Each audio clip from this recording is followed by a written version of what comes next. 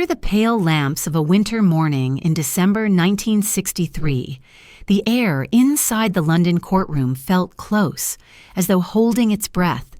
Murmurs ebbed and flowed like a restless tide. Journalists leaned forward, pens ready, waiting for the next name to be spoken, the next page to be turned. At the center sat a woman in cream, perfectly composed, her chin lifted in quiet defiance. Margaret, Duchess of Argyll. The gavel struck, not with thunder, but with the sharp finality of a blade on wood. And in that small sound, the long unfolding scandal seemed to take on its own weight, pressing down upon her and the centuries-old title she bore. Before we begin our journey, I welcome you, wherever in the world you may be and whenever in time you choose to listen. Tell me in the comments where you sit now, by a window, on a train, under a soft blanket, and join this circle of voices remembering the past together. And if you wish to support this archive of human stories, do not forget to subscribe before we step inside the life of a woman whose name still stirs a shiver of mystery.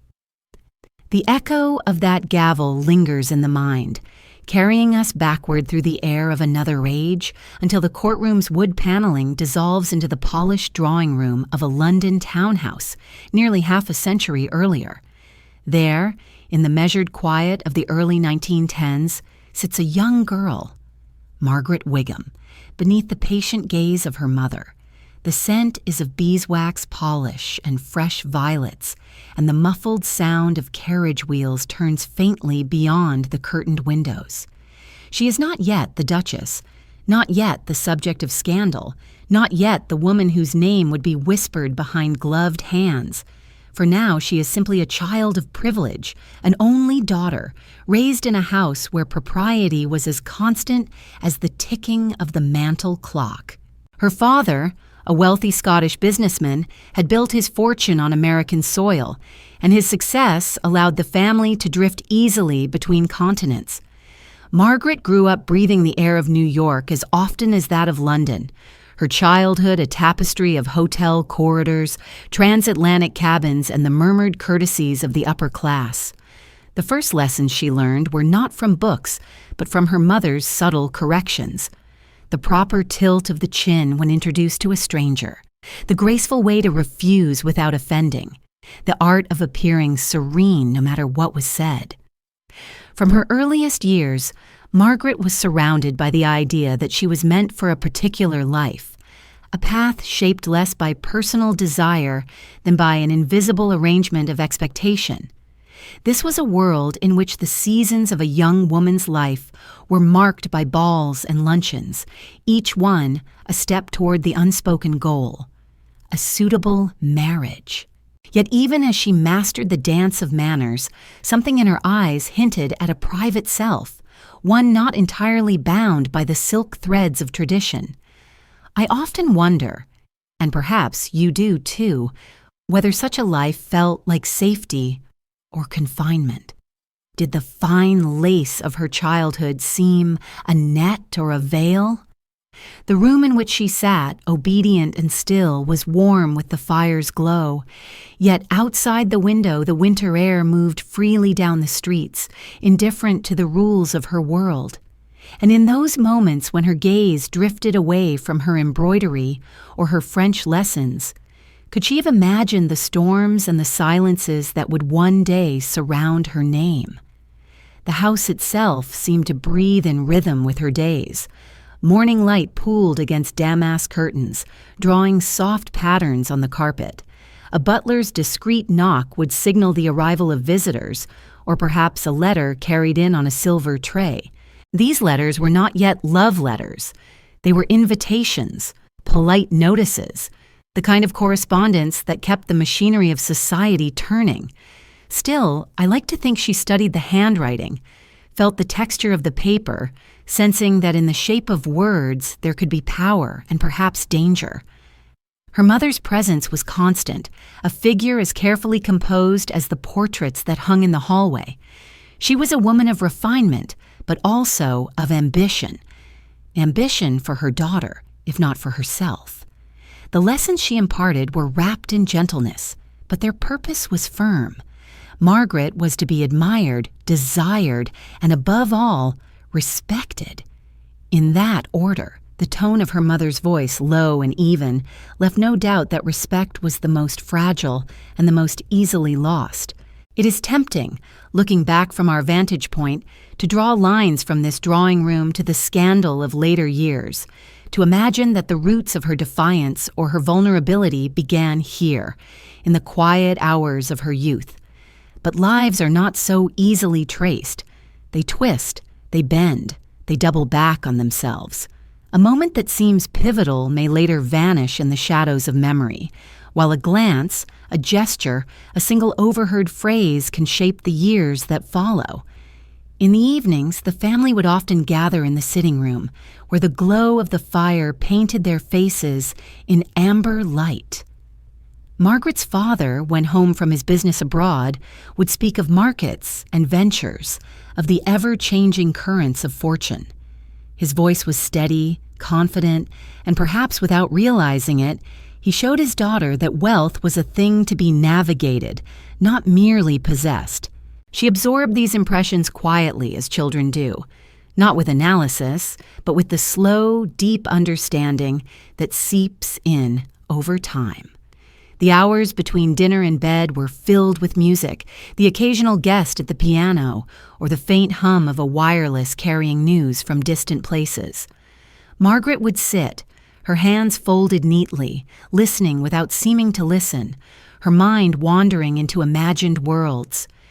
Did she picture herself in Paris salons, in Mediterranean gardens, in carriages drawn by pairs of white horses?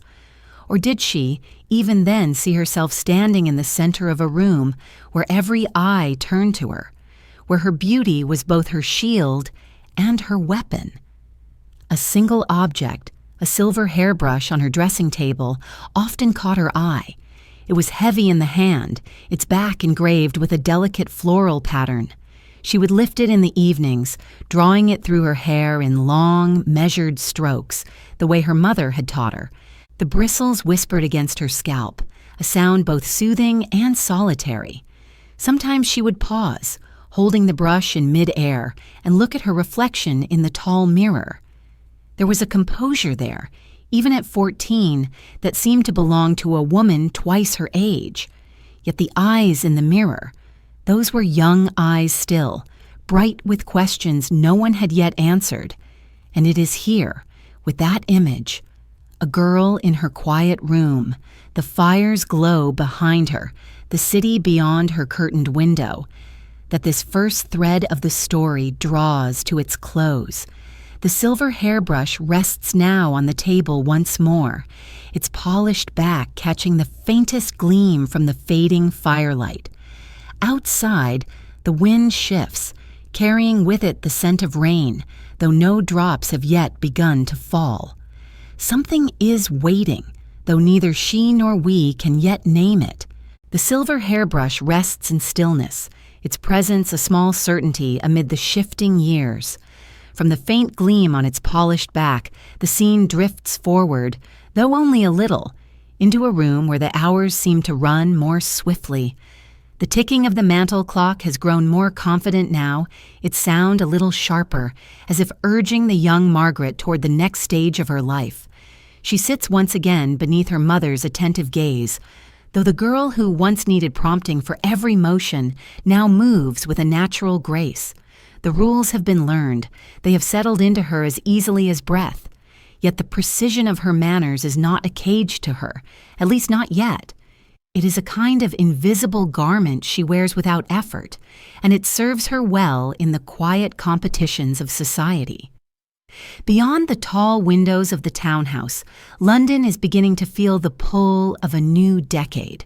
The streets hum faintly with the turning of automobile wheels, their sound overlapping the clatter of horses' hooves that still remain. The scent of coal smoke lingers in the winter air, seeping into the folds of heavy curtains. Margaret's days are ordered by a rhythm of lessons, visits, fittings, and the occasional venture into the more public spaces of the city. When she walks with her mother along Bond Street, the shopkeeper's eyes follow, not only for the elegance of her mother's attire, but for the promise in the daughter beside her. A beauty still ripening, but already apparent. It is in this period of her life that the first stirrings of her public image begin to take form, though she would not have named it so. To her, the glances and smiles were simply part of the world she knew, as much a feature of her surroundings as the gleam of brass railings or the chatter of well-dressed strangers in a tea room. And yet, each of these small recognitions, these moments of attention, was like a drop of water into the still surface of her life, creating ripples that would travel outward in ways she could not yet imagine. Her mother, ever alert, noticed such things. There was a satisfaction in her eye when a matron of good family lingered a moment longer in conversation, or when a young man, ostensibly there to greet an elder, let his gaze drift toward Margaret. It was not calculation, or not entirely. It was more the quiet acknowledgement that her daughter's beauty was a kind of inheritance in itself, one that could be guarded and cultivated as carefully as any estate. At home, the rituals of the household moved like clockwork.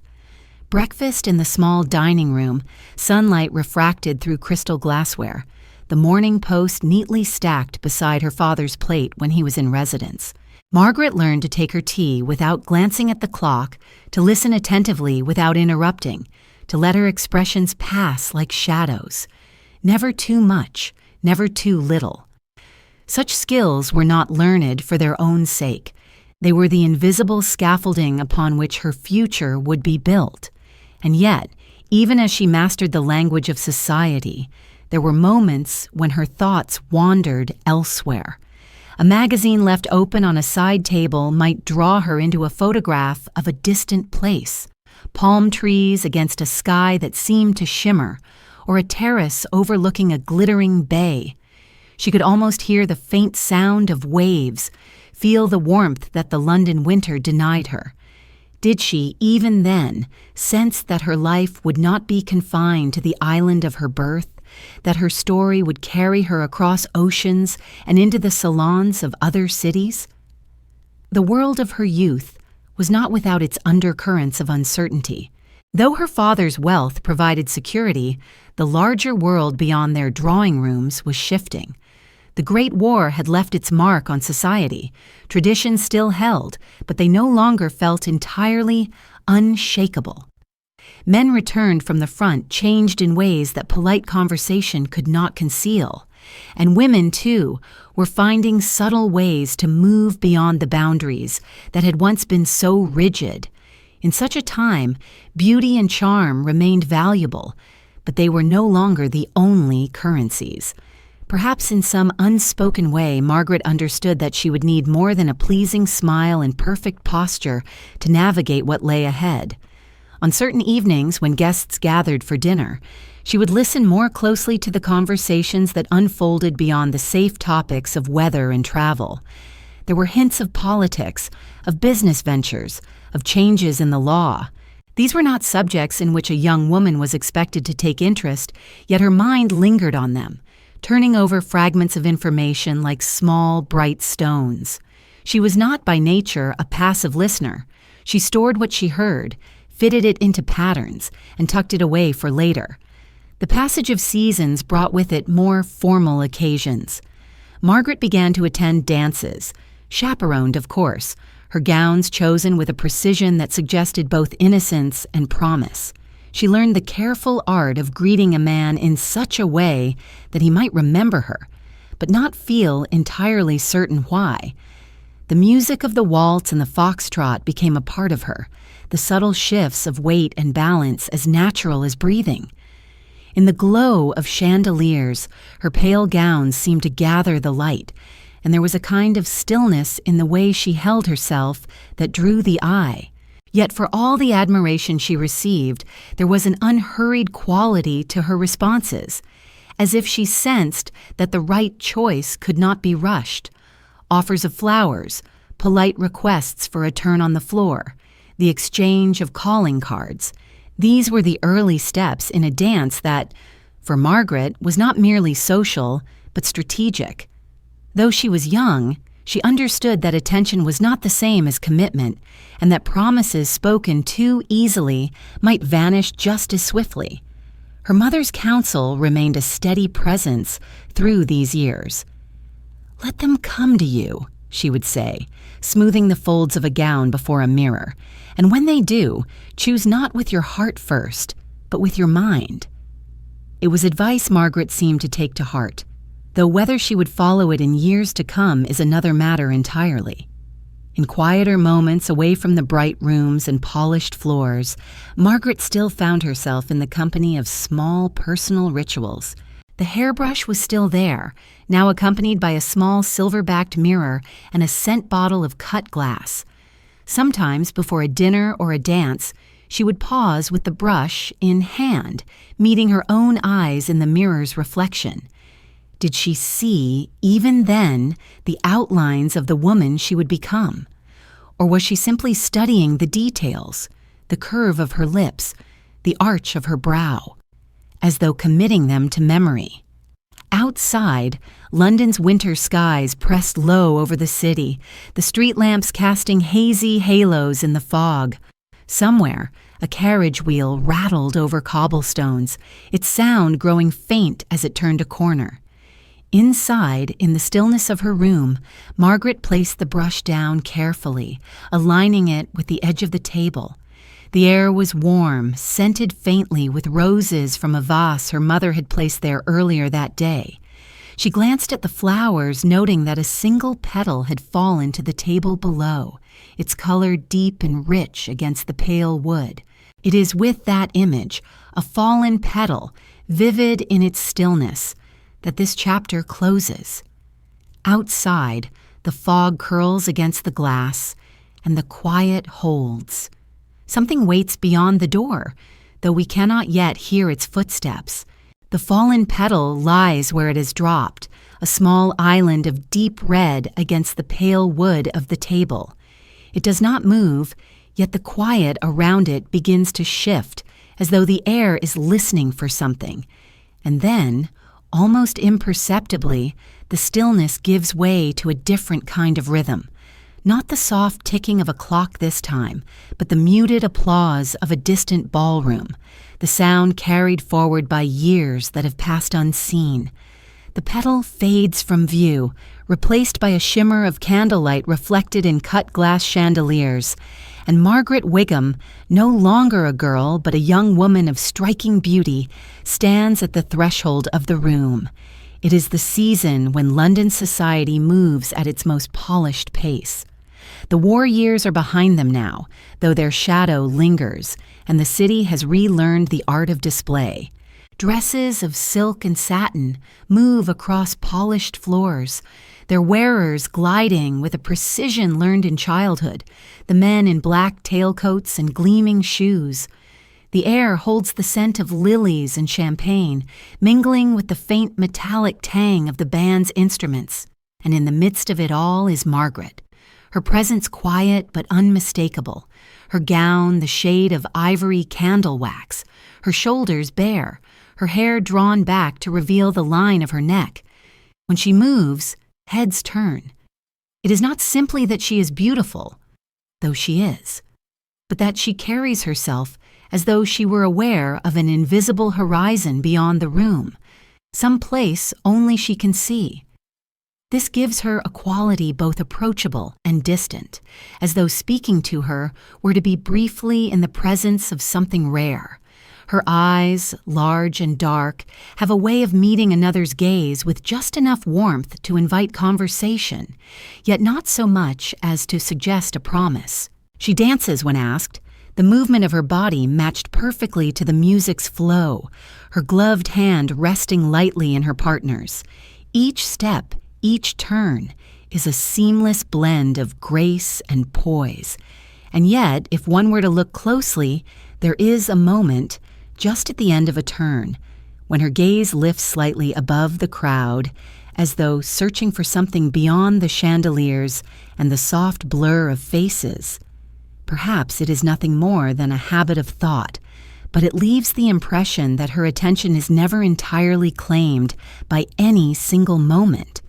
There are others who notice her too, though not all with the same intentions.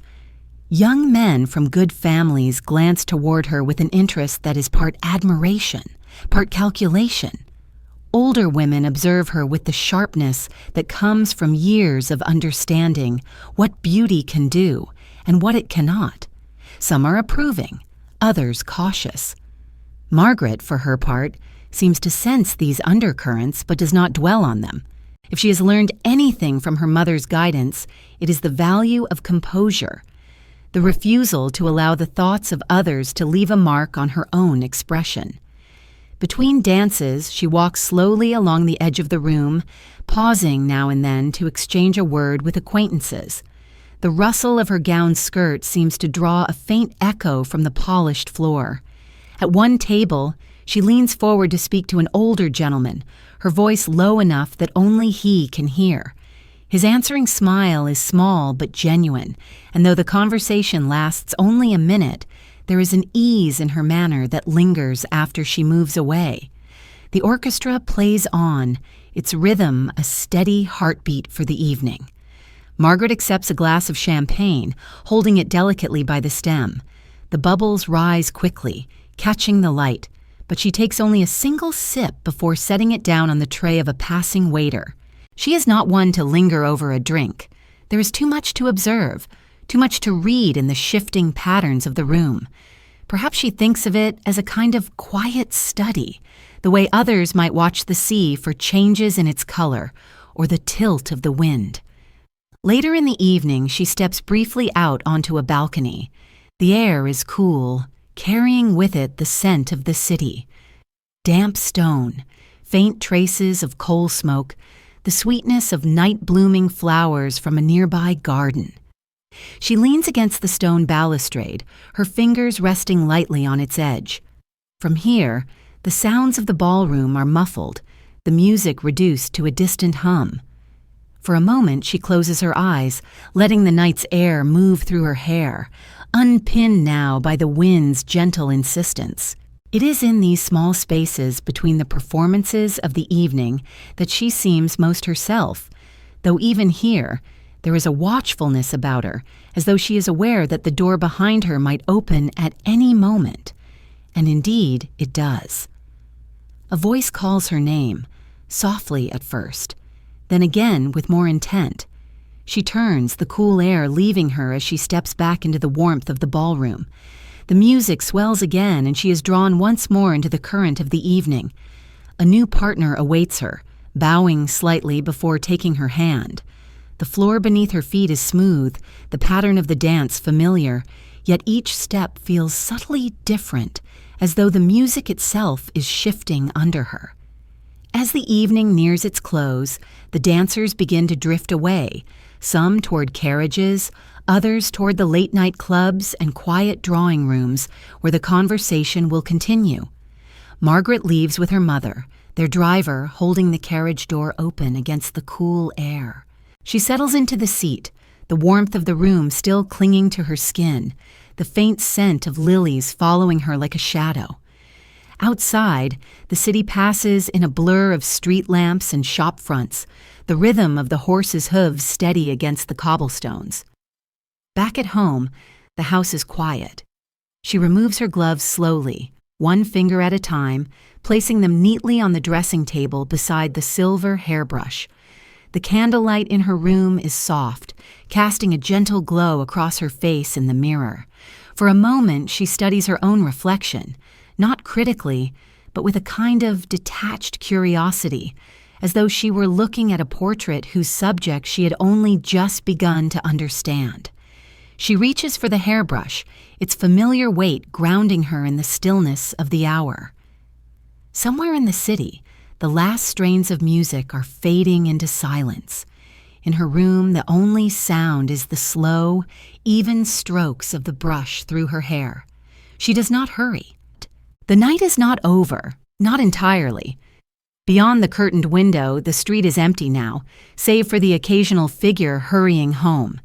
She places the brush back on the table, aligning it just so, And as she does, she hears, faint and distant, a ripple of applause. Not for her, perhaps, but near enough to make her wonder. It is that sound, lingering like the aftertaste of something sweet, that carries us onward. The applause is not loud. It is the muted clapping of a small crowd, the kind heard in a hotel ballroom on a ship far out at sea, where the waves beyond the hull move with their own, slower rhythm. And it is there, aboard a liner bound for New York, that we will find her next. The muted applause does not end abruptly, but fades as though it has been carried off by a change in the air, replaced by another, slower cadence, the deep, unhurried crash of waves against steel. The ballroom's light gives way to the softer, shifting reflections of the sea, moonlit ripples casting their own quiet choreography on the white-painted walls of a transatlantic liner. Somewhere within that floating world, Margaret stands on the promenade deck, her gloved hands resting on the polished rail, the faint scent of salt water threading through the cool night breeze. The ship's engines hum steadily below, their rhythm a constant undercurrent to the voyage, a heartbeat that will not falter until land is reached. She has been at sea for several days now, bound for New York. The crossing is not her first, but each time the voyage feels different. A small suspension of life between shores, a place where the rules of home seem softened, and the future lies hidden in a thin line where sea meets sky. In the mornings, she walks the deck with her mother, the wind catching the edges of their coats, their conversation blending with the soft thud of their steps on the planks. In the afternoons, there are teas, card games in the lounge, the slow turn of pages in the library as passengers leaf through novels or newspapers that are already a few days out of date. Evenings bring music, a small orchestra, playing to an audience dressed as finely as any London gathering, though the room around them sways almost imperceptibly with the motion of the sea. Margaret wears her gowns here as she does on land, but the setting lends them a different air. The silver clasp at her shoulder glints briefly as she moves across the floor, the low lamps casting a warmth that the open sea would never allow. She accepts dances, converses politely, her laughter quiet but genuine in those moments when a remark catches her unexpectedly. Around her, men of varying ages, some single, some not, measure their words as though speaking to her were a small, delicate negotiation. She has learned to listen more than she speaks, to let silence hang just long enough to make the other person fill it. There are those aboard who have heard of her before, in the way names travel across oceans faster than ships. She is, after all, the daughter of a wealthy man, a young woman whose beauty has already begun to gather its own quiet reputation. Such knowledge changes the way people look at her, though they may not be aware of it. Some see opportunity, others the possibility of scandal to be avoided. Margaret, for her part, moves through these glances without altering her step. If she notices, she does not show it. One evening, after a dinner where silverware gleamed and the clinking of glasses marked each toast, she steps out onto the deck alone. The air is sharper here, the wind tugging lightly at her hair despite the pins. The vastness of the Atlantic spreads before her. Black water broken only by the pale scatter of moonlight, the ship's wake trailing white in the darkness. For a long while she stands still, the cold of the rail seeping through her gloves. Behind her, through the glass doors, the lounge is alive with music and conversation, but here, the only sound is the sea. She closes her eyes, feeling the steady sway beneath her feet, as though the ship were breathing. It is in moments like these, away from the careful choreography of social life, that one might wonder what she allows herself to think. Does she imagine the faces she will see in New York, the places she will be taken, the eyes that will turn toward her as they did in London? Or does she let her mind drift further still into a space where the demands of beauty and breeding fall away, and she is simply a figure alone beneath a vast, unending sky? The sea has a way of pulling such thoughts from people, holding them in its depths. Days aboard pass in a gentle repetition. Breakfast in the dining room, the hum of conversation mingling with the faint vibration of the ship's motion. Hours spent on deck chairs under blankets, watching the endless horizon shift almost imperceptibly. Occasionally, a school of porpoises appears alongside, their smooth arcs over the water drawing murmurs of appreciation from those nearby. Margaret watches them without speaking, her eyes following each leap until the creatures fall back into the unseen. There's a quiet companionship among passengers on such voyages. Faces become familiar, names are learned and half forgotten, stories exchanged in fragments. Margaret participates in these exchanges with the same composure she carries in ballrooms, though here the edges of formality are worn softer by the shared journey. More than once, she finds herself speaking with an elderly gentleman who travels alone, their conversations meandering from weather to literature to memories of places long changed. He speaks slowly, as though savoring each word, and she listens in kind, her gaze steady, her voice unhurried in reply. As the ship nears the American coast, there's a subtle shift in the atmosphere. People begin to speak more of their plans, of arrivals and appointments, of who will be meeting them at the pier.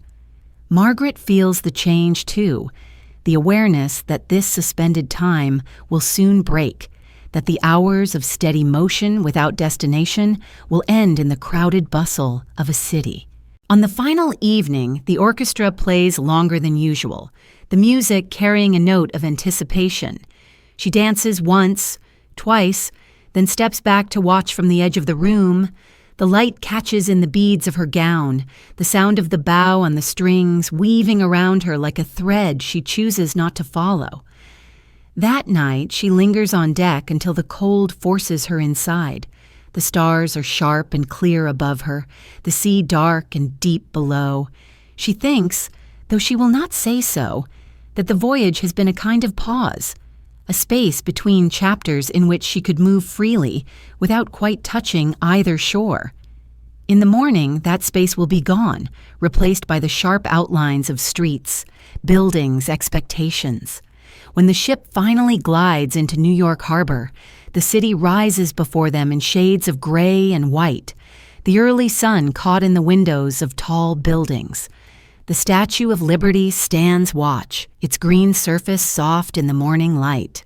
Passengers crowd the rail, pointing, murmuring, waving to faces too far away to see clearly. Margaret stands among them, her gloved hands folded lightly before her, her gaze fixed not on the familiar landmark, but somewhere beyond it, as though searching for a shape in the skyline that only she might recognize. The gangway is lowered. The first passengers step ashore. The air smells different here, sharper, tinged with the scent of the river and the smoke of the city. As Margaret descends, her steps are measured, her eyes taking in the restless energy of the docks. Somewhere in the distance, a car horn sounds, cutting through the layered noise of arrival.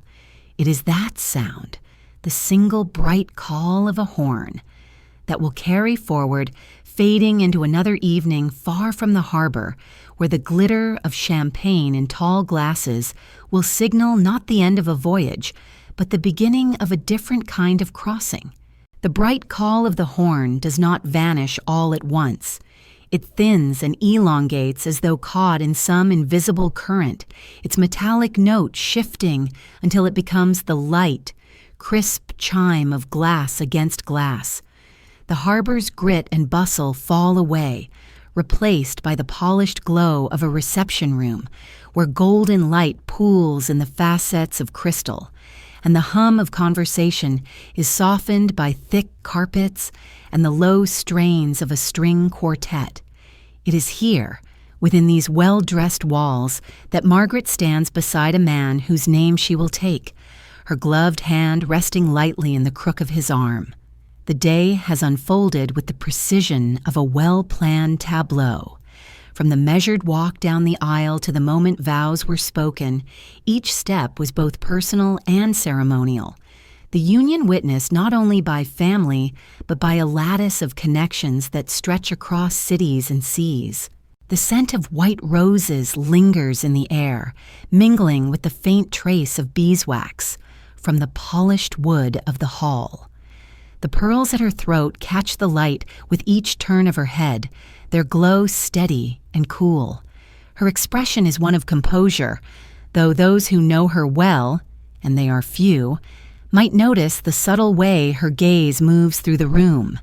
She takes in the small details, the hesitant smile of a cousin she has not seen in years, the faint stain of wine on a linen napkin, the way her husband's hand tightens briefly on her arm when addressed by a certain guest. She does not linger on any of these observations, yet they leave their impressions as though pressed between the pages of a book she will open again one day. The reception is a blend of celebration and performance. Well-wishers approach in waves, their words warm, their eyes sometimes measuring. She greets each with a quiet grace, her voice low but clear, her thanks always accompanied by a small smile that feels precisely calibrated. Sincere enough to be remembered fondly, restrained enough to avoid any hint of over-familiarity. There is an unspoken understanding that the success of such an event is as much in the atmosphere it creates as in the promises made within it. When champagne is offered, she accepts a glass, holding it just beneath her chin for a moment before taking the smallest sip. The bubbles rise and break against the surface, catching the light in tiny bursts. Around her, laughter moves like a current, stronger in some corners of the room, quieter in others. She stands at the center of it, without appearing to seek the center, a quality that draws people toward her without effort.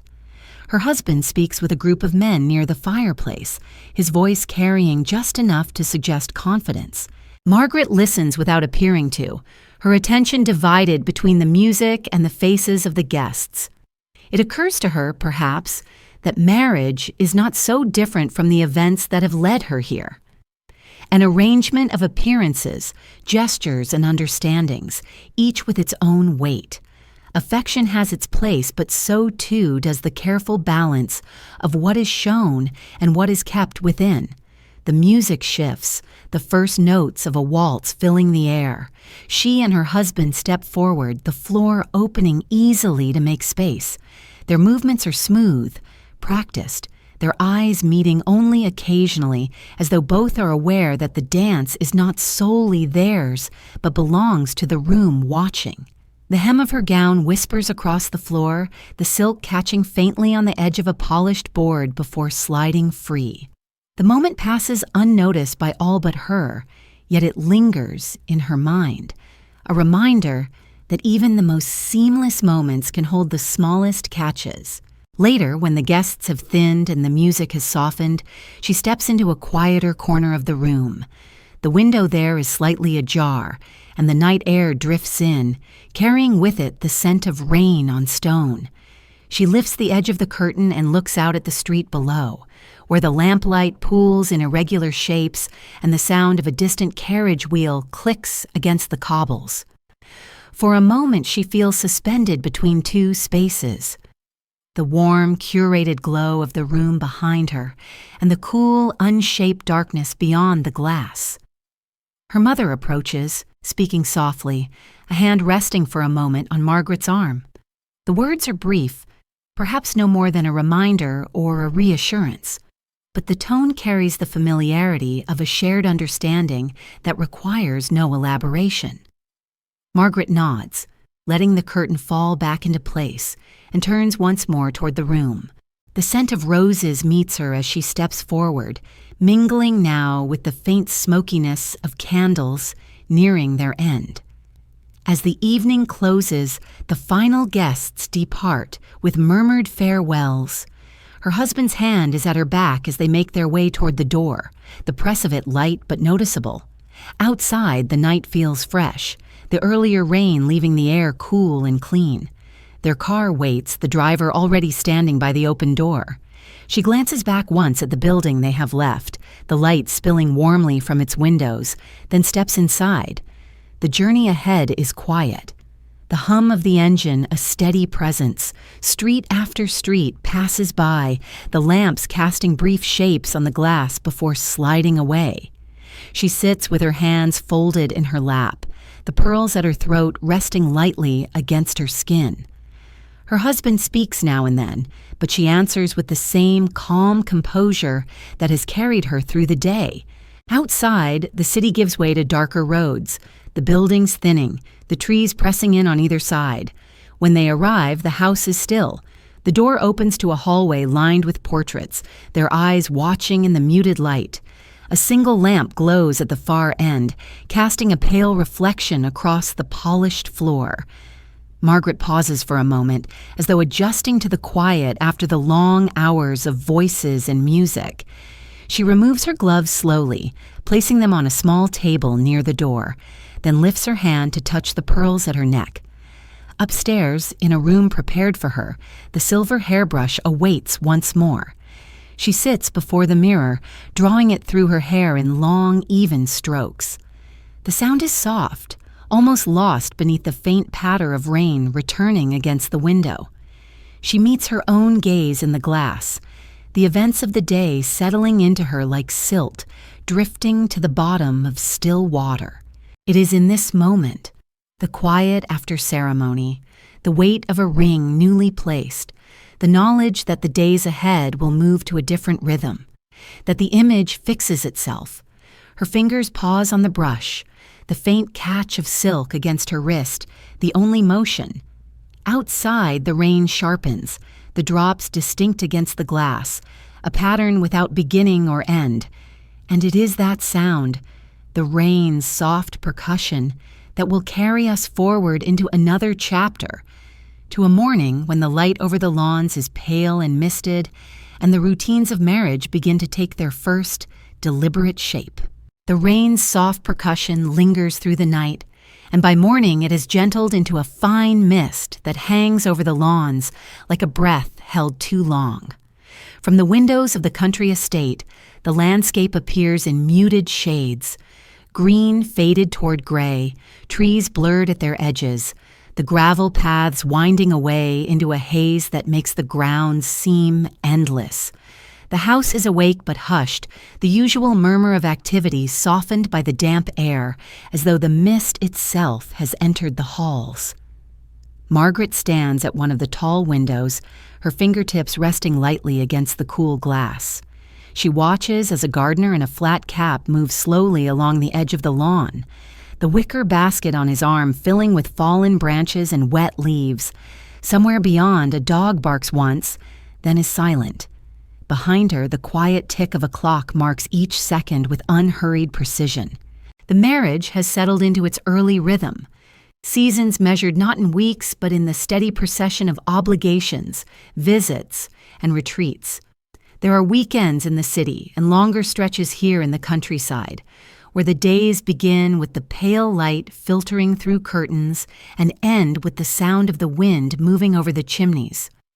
In these surroundings, Margaret has learned the patterns that govern a shared household, the small negotiations over how the mornings are spent, the arrangement of guests, the choice of which engagements to accept and which to decline. Breakfast is taken in a smaller dining room when they are alone, the table set with the same precision as it would be for a dozen guests. She sits opposite her husband, the silverware gleaming between them, the scent of fresh coffee rising in the still air. Conversation is polite, often brief. The weather, the day's plans, a comment on a letter received, or one yet to be written. The words themselves matter less than the tone, which remains even without friction. Afterwards, he might retire to his study, where the low murmur of his voice carries through the half-open door as he speaks with the estate manager. She, in turn, spends the late morning in the garden when weather permits, her gloved hands brushing over the damp petals of roses or resting on the cool stone of the sundial. At times she walks the long drive to the gates, the crunch of gravel underfoot a steady counterpoint to the otherwise unbroken quiet. When guests are present, the pace changes. Dinners stretch into late hours, the dining room lit by the soft glow of candles and the flicker of the fireplace. The talk moves easily from one subject to another: politics, art, the news from London. But there is always an awareness of the roles each person plays, the subtle positioning in conversation that ensures no one steps too far beyond what is expected. Margaret listens more than she speaks, her attention shifting between the words and the spaces between them. In those spaces, she often senses the undercurrents: rivalries smoothed over with charm, alliances hinted at but not declared, small betrayals tucked into the folds of polite agreement. The countryside itself seems to invite reflection. On mornings when the mist lifts early, she walks along the hedgerows, the scent of damp earth rising as her shoes press into the softened path. The fields stretch away toward a line of trees, whose leaves tremble faintly in the wind. There's a stillness here that is different from the controlled quiet of drawing rooms and ballrooms, a stillness that holds both comfort and unease, as though the land remembers things not spoken of indoors. Yet the peace of the estate is not without its shadows. There are moments when a look passes between her and her husband, fleeting but unmistakable, a signal that something has gone unsaid. Sometimes it is in response to a remark from a guest. Other times it comes without apparent cause, born perhaps from the friction of two people learning the contours of each other's silences. The disagreements, when they occur, are contained, never loud, never prolonged, but their residue lingers, a faint change in the air that she can feel as she moves through the rooms. On one such evening, after a day heavy with unspoken tension, she stands alone in the library. The rain has returned, pattering softly against the tall windows, its sound mingling with the slow crackle of the fire. She runs her fingers along the spines of the books, their leather worn smooth by years of touch. The titles are a mix of history, poetry, and the kind of travel writing that speaks of places both familiar and impossibly far. She draws one volume from the shelf, opening it to find a pressed flower flattened between the pages. Its petals are brittle, its color faded almost to nothing, yet the shape remains, a memory held in the delicate lines of what once was. She wonders who placed it there and why it was kept. Later, as she prepares for bed, she notices that one lamp has been left burning in an upstairs window, a small, persistent glow against the darkness. From the landing, she pauses to look out at the rain-slicked lawns, the lamplight pooling faintly on the gravel below. The rest of the house is quiet, the kind of quiet that is both a balm and a weight. She moves on without switching off the lamp, leaving it to keep its solitary watch through the night. In the weeks that follow, the rhythms continue much as before. There are moments of ease, a shared glance over the breakfast table when a letter brings unexpected news, a walk through the orchard in late afternoon light, and moments of withdrawal when conversation narrows to the bare necessities. Margaret has come to understand that marriage in these circles is as much about navigation as it is about affection. The course is not always steady, but it must appear so from the shore. One afternoon when the weather is fine, she takes a book to the terrace. The sunlight lies warm on the stone, the air filled with the hum of bees moving among the late blooming roses. She reads without fully taking in the words, her mind slipping between the lines to other thoughts. From somewhere inside the house, she hears the faint sound of footsteps, measured, deliberate, moving away from her. She does not rise to follow, choosing instead to let the moment pass. As the sun begins to sink, the light shifts, softening the edges of the garden and drawing longer shadows across the lawn. The lamp in the upstairs window will be lit again soon, its glow a quiet constant in the turning of days. For now, the air is still, the only sound the distant call of a bird settling into the trees for the night. It is this lamp, steady, patient, unchanged, that will carry us forward, its warm circle of light dissolving into the golden glow of another place altogether, where the air is scented not with rain and roses, but with the salt and warmth of a far southern coast. The lamp's steady glow, framed by the rain-washed window of the country house, softens until its warm circle of light seems to shimmer, its edges loosening and stretching across distance and time. Slowly that glow deepens into the molten gold of a low sun spilling itself across a different horizon. Not the muted greens and grays of the Scottish lawn, but the vivid, almost unreal radiance of the Riviera. The salt in the air is sharp and clean, carried inland by a gentle breeze that stirs the white curtains of an open terrace. Somewhere below, the Mediterranean moves with an unhurried certainty, its surface catching the late afternoon light like a field of hammered metal. Here, Margaret steps onto cool terracotta tiles, the shadow of the doorway falling across her pale dress. The scent is of warm stone, distant citrus groves, and a faint trace of perfume that lingers in her wake. The great houses of the coast stand in their quiet confidence along the curves of the bay, their shutters half drawn against the heat, their gardens tumbling toward the sea. In this place, wealth is not displayed so much as assumed. Woven into the easy way, people speak of voyages and villas, of winters in Cairo and summers in the mountains. She has come here as part of a season that draws together the titled and the nearly titled, the old fortunes and the new. Afternoons pass beneath striped awnings with glasses of chilled wine, the slow click of backgammon pieces punctuating conversation. In the evenings, the salons open, rooms lined with mirrors and gilt, their reflections doubling the soft movements of guests who have no need to hurry. Margaret moves among them with the same composure she carries everywhere, though here the light changes her somehow. It catches in her hair differently, warms her skin, draws a faint shimmer from the fabric of her gowns. When she enters a room, the sound changes, subtly but unmistakably. A pause in conversation, the brief lift of a head, a glance exchanged between two who have noticed her at once. She has no need to raise her voice. The quiet space she creates around herself draws others in. Here, admiration comes easily, offered like a coin that costs nothing to the giver.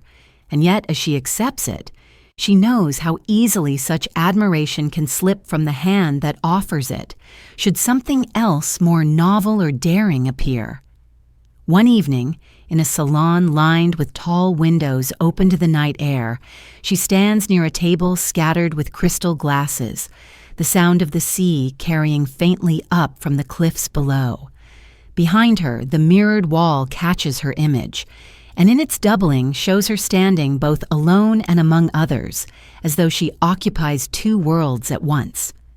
Across the room, a man gestures for her attention, his expression marked by a practiced charm. She meets his gaze, holds it for a moment, and then looks away, not in dismissal, but in the way one might close a book mid-sentence, intending to return later.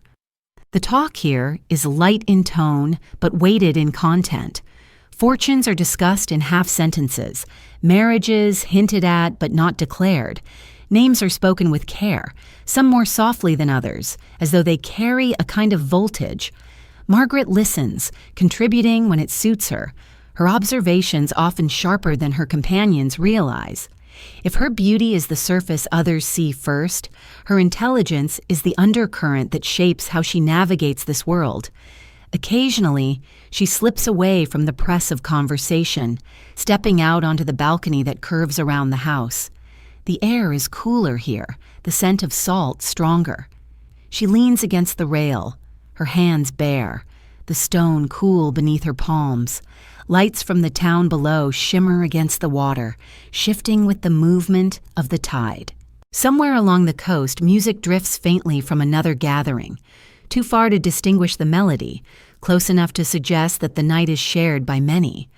One night, as the hour grows late and the room's heat thickens with candle smoke, a bottle of champagne is opened near her. The cork leaves the neck with a small, soft pop. Nothing dramatic, just enough to draw a few glances. The sound, for a reason she cannot quite name, catches in her mind. Perhaps it is the way it briefly silences the low hum of voices, or the way the bubbles begin their restless climb the moment the wine touches the glass. She accepts a flute offered to her, watching the pale gold rise within it, the light catching in each fleeting sphere before it disappears. Later still, after the glasses have been emptied and the laughter has worn thin, she returns to her room. The shutters are open to the night, the curtains stirring with each shift of wind. She sits at the small writing desk, her reflection dim in the darkened glass beyond. On the desk lies a folded letter, its edges worn from being read more than once. She does not open it tonight, but her gaze rests on it a moment before she reaches instead for the silver hairbrush she has brought with her from home. Even here, surrounded by warmth and light, the ritual is the same. The slow, steady strokes through her hair, the soft whisper of bristles, the quiet that belongs only to her. Beyond the open shutters, the sea moves in the darkness, its sound constant, unhurried. She sets the brush down, the light catching briefly on its polished back, and leans her head against the high curve of the chair. The voices and music from the salon below have faded, leaving only the muted rush of water against the cliffs. It is a sound that could carry on forever, unchanging even as the people who hear it come and go. And in that sound, steady, unyielding, unending, lies the faintest thread of another place, another life waiting to be stepped into. The sea's murmur shifts, deepens, becomes the low, distant roll of rain clouds over a highland estate, where the windows of a great stone castle look out over waters far colder, and where the air carries the scent of peat fires and heather instead of salt and citrus. The murmur of the Mediterranean at night, steady and low beneath the balcony, begins to darken, its warmth draining into something cooler, heavier. The salt on the air gives way to the sharper scent of wet stone, of peat smoke, carried on a restless wind. The light along the horizon fades, replaced by a sweep of dark clouds whose edges catch a faint, sullen glow. The sea's voice deepens until it becomes the distant, rolling echo of rain moving over the highlands, that slow, deliberate sound that travels ahead of the storm itself. And then, out of the shifting gray, Inverary Castle emerges, not as an introduction, but as a presence, as though it had always been waiting behind the last scene, unmoving, watching. The castle stands in its long-held place above the waters of Loch Fyne, its turrets cutting into the low sky, its slate roof glistening with rain. The surrounding hills, dark with heather and pine, press close around it, lending the air a kind of concentrated solitude. Here the seasons speak more plainly. The sharp bite of winter wind, the heavy scent of damp earth in spring, the low golden slant of late summer light. For Margaret, arriving here as the Duchess of Argyll, the journey from the Riviera to this northern stronghold feels less like a change of address than a crossing into another order of time. The first mornings bring a quiet so complete it seems to belong to another century. The loch lies flat beneath the pale sky, its surface holding the shape of clouds in fragile reflection. From the tall windows of her chambers, Margaret watches as the mist drifts upward from the water, softening the outlines of the hills until they seem almost to float. The castle's stone walls hold the chill even when fires burn in the grates, the scent of smoke winding through the air like a ribbon. She moves through its corridors as one might through a labyrinth, the sound of her steps absorbed by thick carpets, the vaulted ceilings high enough to turn each voice into a faint echo. Her life here is shaped by both grandeur and isolation. The great hall, with its soaring arches and ancestral portraits, offers a space for gatherings that are as much performance as hospitality. Yet between such occasions, the castle is a place of long, quiet hours, Servants pass along the shadowed corridors, their movements efficient, their voices low. The Duke's presence fills certain rooms more than others. There are spaces where she feels his absence as clearly as if it were an object placed before her. When the weather allows, she walks the grounds. The gardens nearest the castle are kept in careful order. Boxwood trimmed to neat lines, beds of seasonal flowers whose colors seem almost too vivid against the gray stone. Beyond them, the land loosens into meadows and woodland, where the air smells of wet leaves, and the loch is visible only in glimpses between the trees. On some days, she follows the narrow path down to the water's edge, where the stones are slick with moss, and the waves lap quietly against them. She stands there with her hands in her pockets, the cold air brushing against her face, the sound of the wind threading itself into the water's rhythm. Inside, the castle's rooms hold their own climates of memory. The library, with its tall shelves and high windows, seems always on the verge of some unspoken conversation. The drawing room carries the faintest scent of polish and lavender, the chairs arranged as though expecting visitors at any moment. In her own rooms, the furniture is softened by fabrics chosen for warmth as well as beauty. The silver hairbrush has found its place here, set upon the dressing table near the window, where the light catches on it in the late afternoon. Life at Inverary demands a kind of adaptation, not to hardship, for the comforts are considerable, but to a slower, more deliberate pace. Correspondence is answered by hand, the paper thick and the ink dark. Invitations are sent and received, their acceptance or refusal carrying weight beyond the words themselves. Evenings are marked by the steady progress of the fire in the grate, the small shifting sounds of the logs settling into embers. Conversations, when they come, are measured, with pauses that acknowledge the space and the stillness as much as the words. Margaret occupies this rhythm with outward ease, though she cannot help but feel the edges of it pressing in at times. There are days when the castle seems less like a home than a kind of inheritance she has been asked to hold in trust. Beautiful, imposing, and not entirely hers to shape. The Duke's duties and interests often keep him occupied, and while she moves within the circle of his life, there are stretches of time when their paths barely cross except in the expected moments. On one particular afternoon, the rain drives hard against the leaded windows, the sound filling the room like a slow drumbeat. She sits near the fire with a book open in her lap, though her eyes rest more often on the flames than on the page.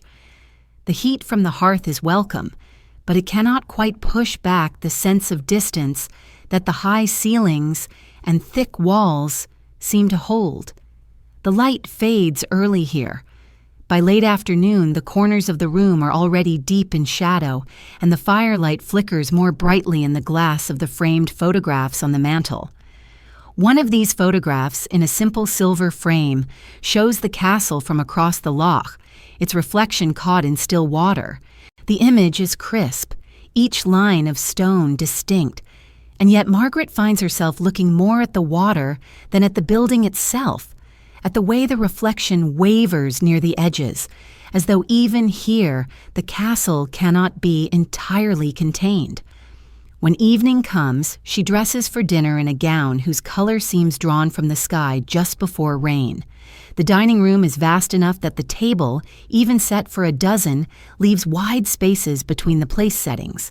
The candles cast small, bright islands of light along its length, the silver gleaming in the glow. The conversation moves with practiced grace, the topics ranging from estate matters to the news from London. Margaret listens, contributing when the moment calls for it, her voice steady and low. After dinner, as the guests move toward the drawing room, she lingers for a moment in the corridor. Through a narrow window, she can see the rain continuing to fall, its pattern on the loch's surface shifting with each gust of wind. The scene is one of beauty, yet it carries an undercurrent of solitude, a reminder that grandeur and isolation often share the same roof. She moves on, the sound of her steps swallowed by the thick carpet, the air carrying the faint scent of burning peat. Somewhere ahead, music begins. A piano, its notes soft, unhurried, almost tentative.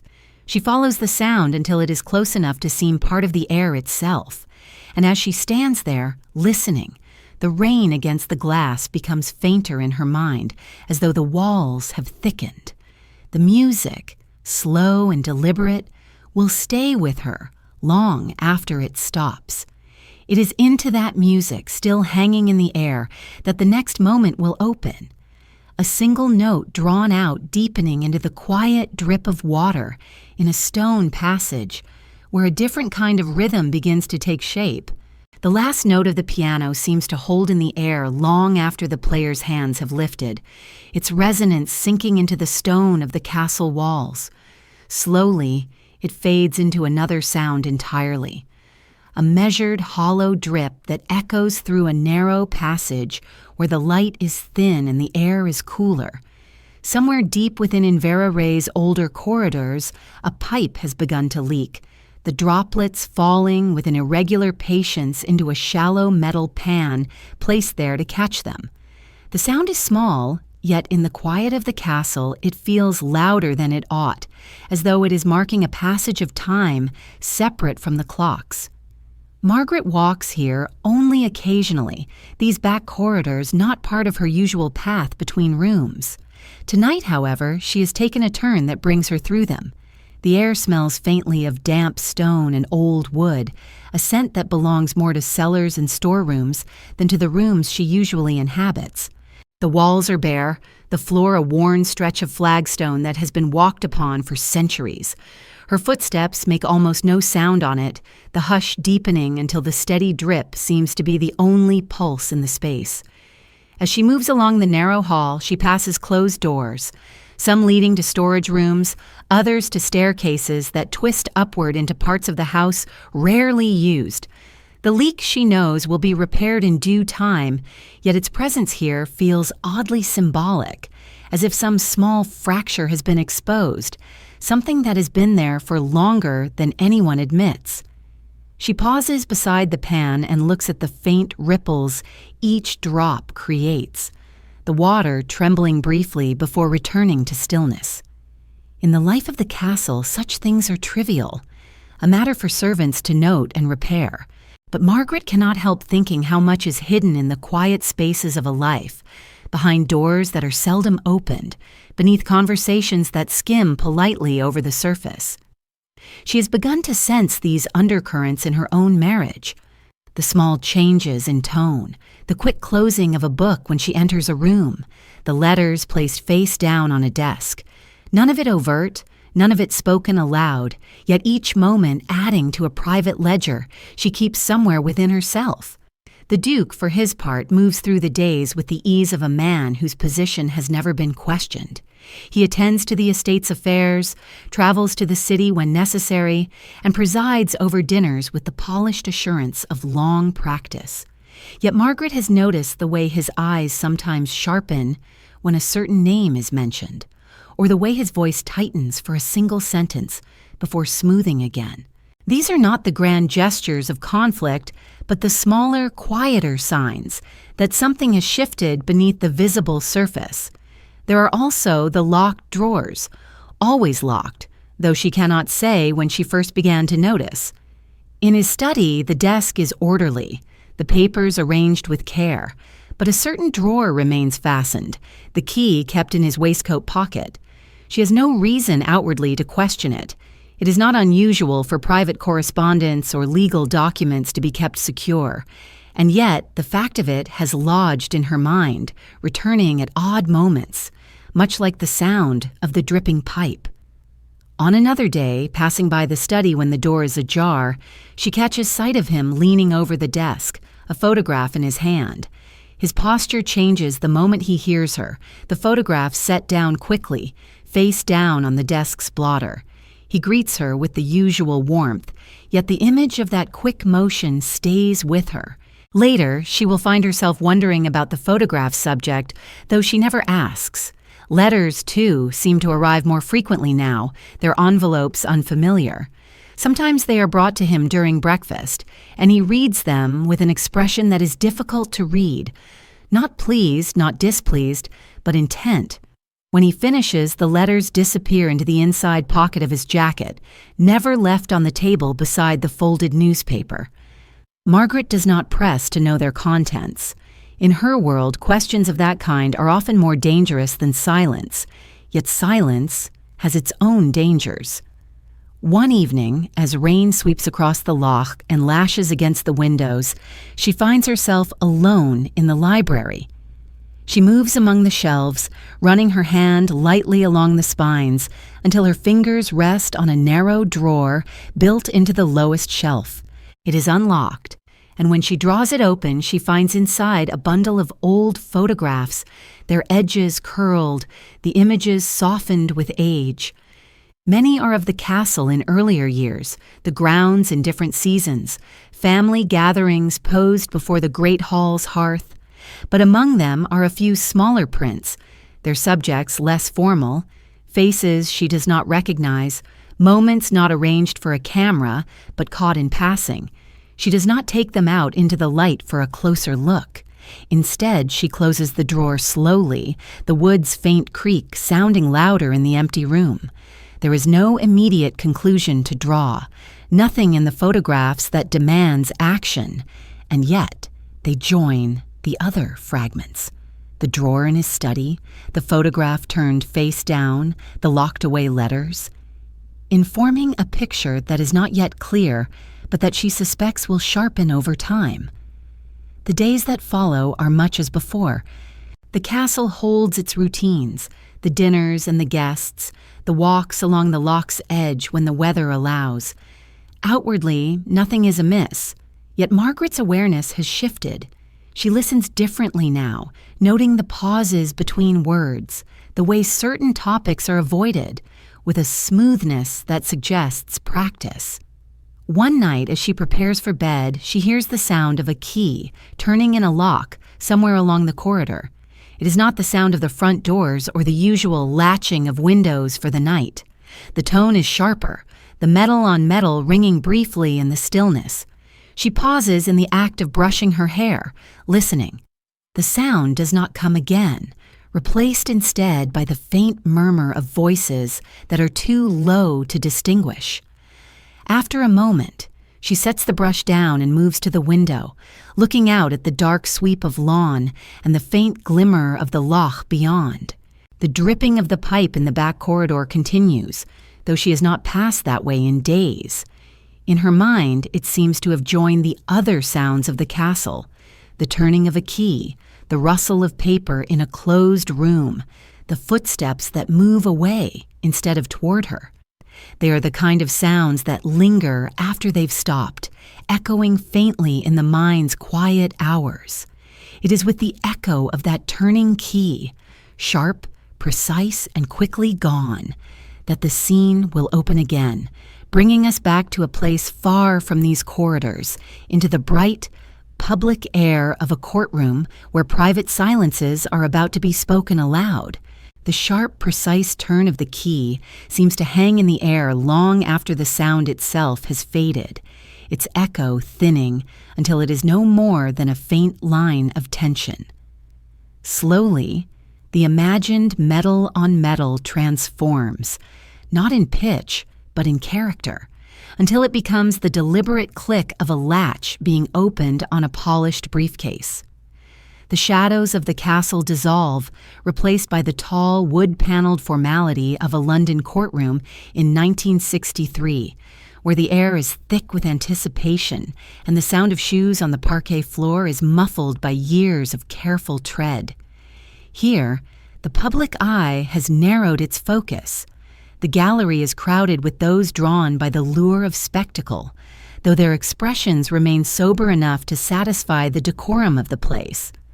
The light is filtered through high windows, falling in pale shafts onto the green leather benches and the brass rails dulled by countless hands.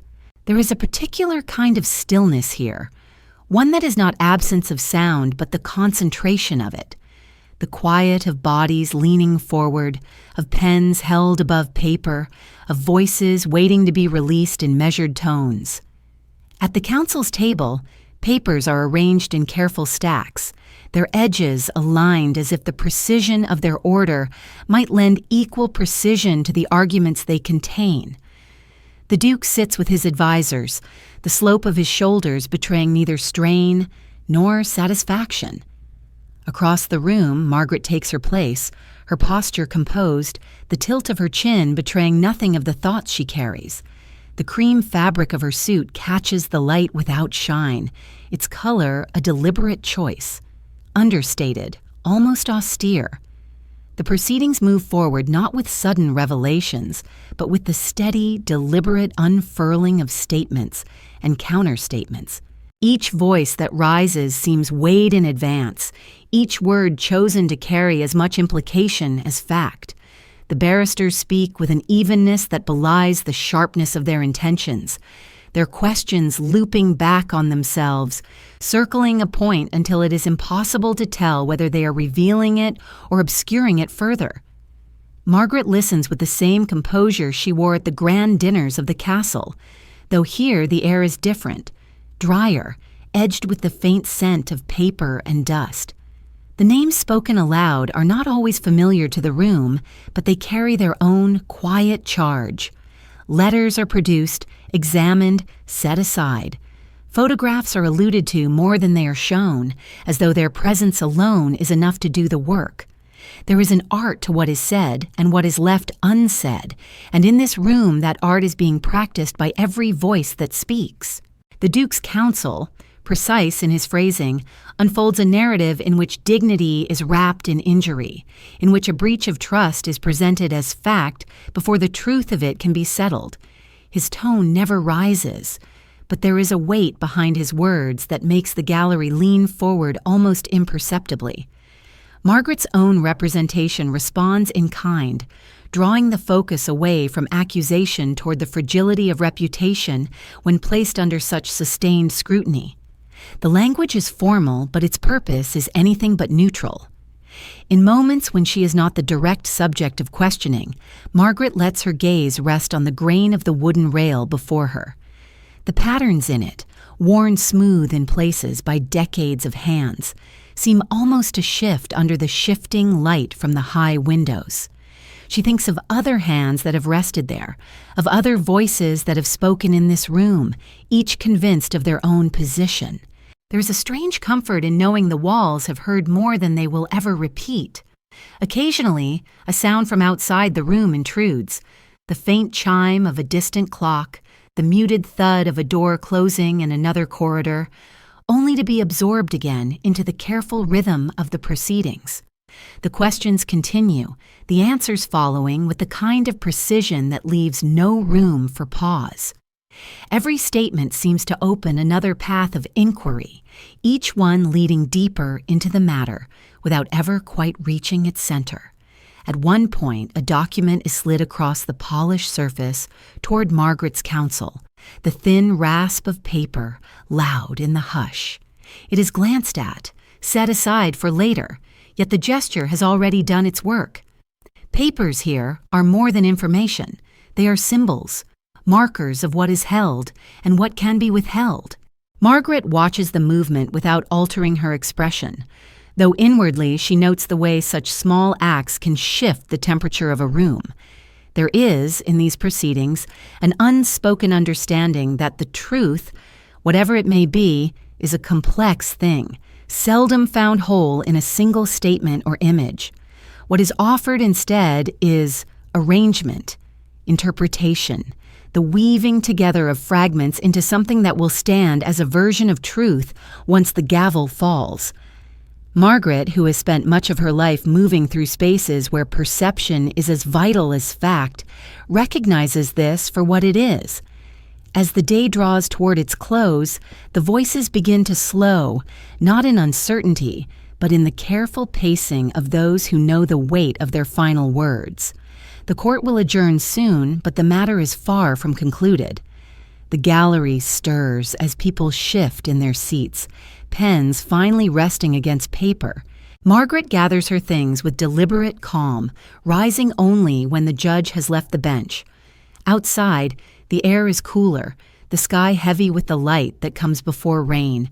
The crowd disperses quickly, some moving toward cars, others lingering to speak in low tones before stepping into the flow of the city's streets. Margaret walks without haste, the muted thud of her shoes on the pavement steady against the distant hum of traffic. She does not look back at the court building, though she feels its presence at her back. Somewhere behind one of its tall windows, that scrap of paper remains on the polished desk where it was placed earlier, its contents unread by her but already part of the record that will continue to build. The faint rasp of it sliding across the wood seems still to echo in her mind, as though it were the turning of a page in a book she cannot yet see the end of. And it is into the turning of such a page, quiet, deliberate, and carrying the weight of something left half in shadow, that we will step next to find her years earlier in the private stillness of her own hand on a diary, where the ink tells a story meant for no public eye. The faint rasp of that paper sliding across the polished desk lingers, and in the mind's ear it begins to soften, the sharpness of its edges dissolving into something quieter, more intimate. The muted whisper of a single diary page being turned by a careful hand. The air shifts. The high-ceilinged courtroom falls away, replaced by the stillness of a smaller room, its walls holding the warmth of a late afternoon sun. The light filters through lace curtains, scattering itself across a writing desk where a leather-bound book lies open, its spine worn from being bent and closed so many times before. Margaret is younger here, though not a girl. She is in the years between the polished debutante and the titled Duchess, a woman whose public image is beginning to take on its shape, but whose private thoughts remain largely her own.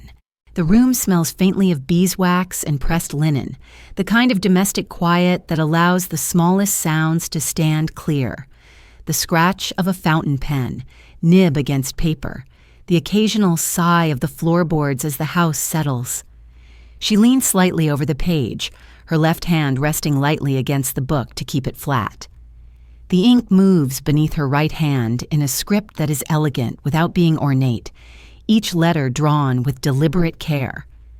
She writes without pause, as though the sentences have been forming for hours, waiting for her to give them their shape.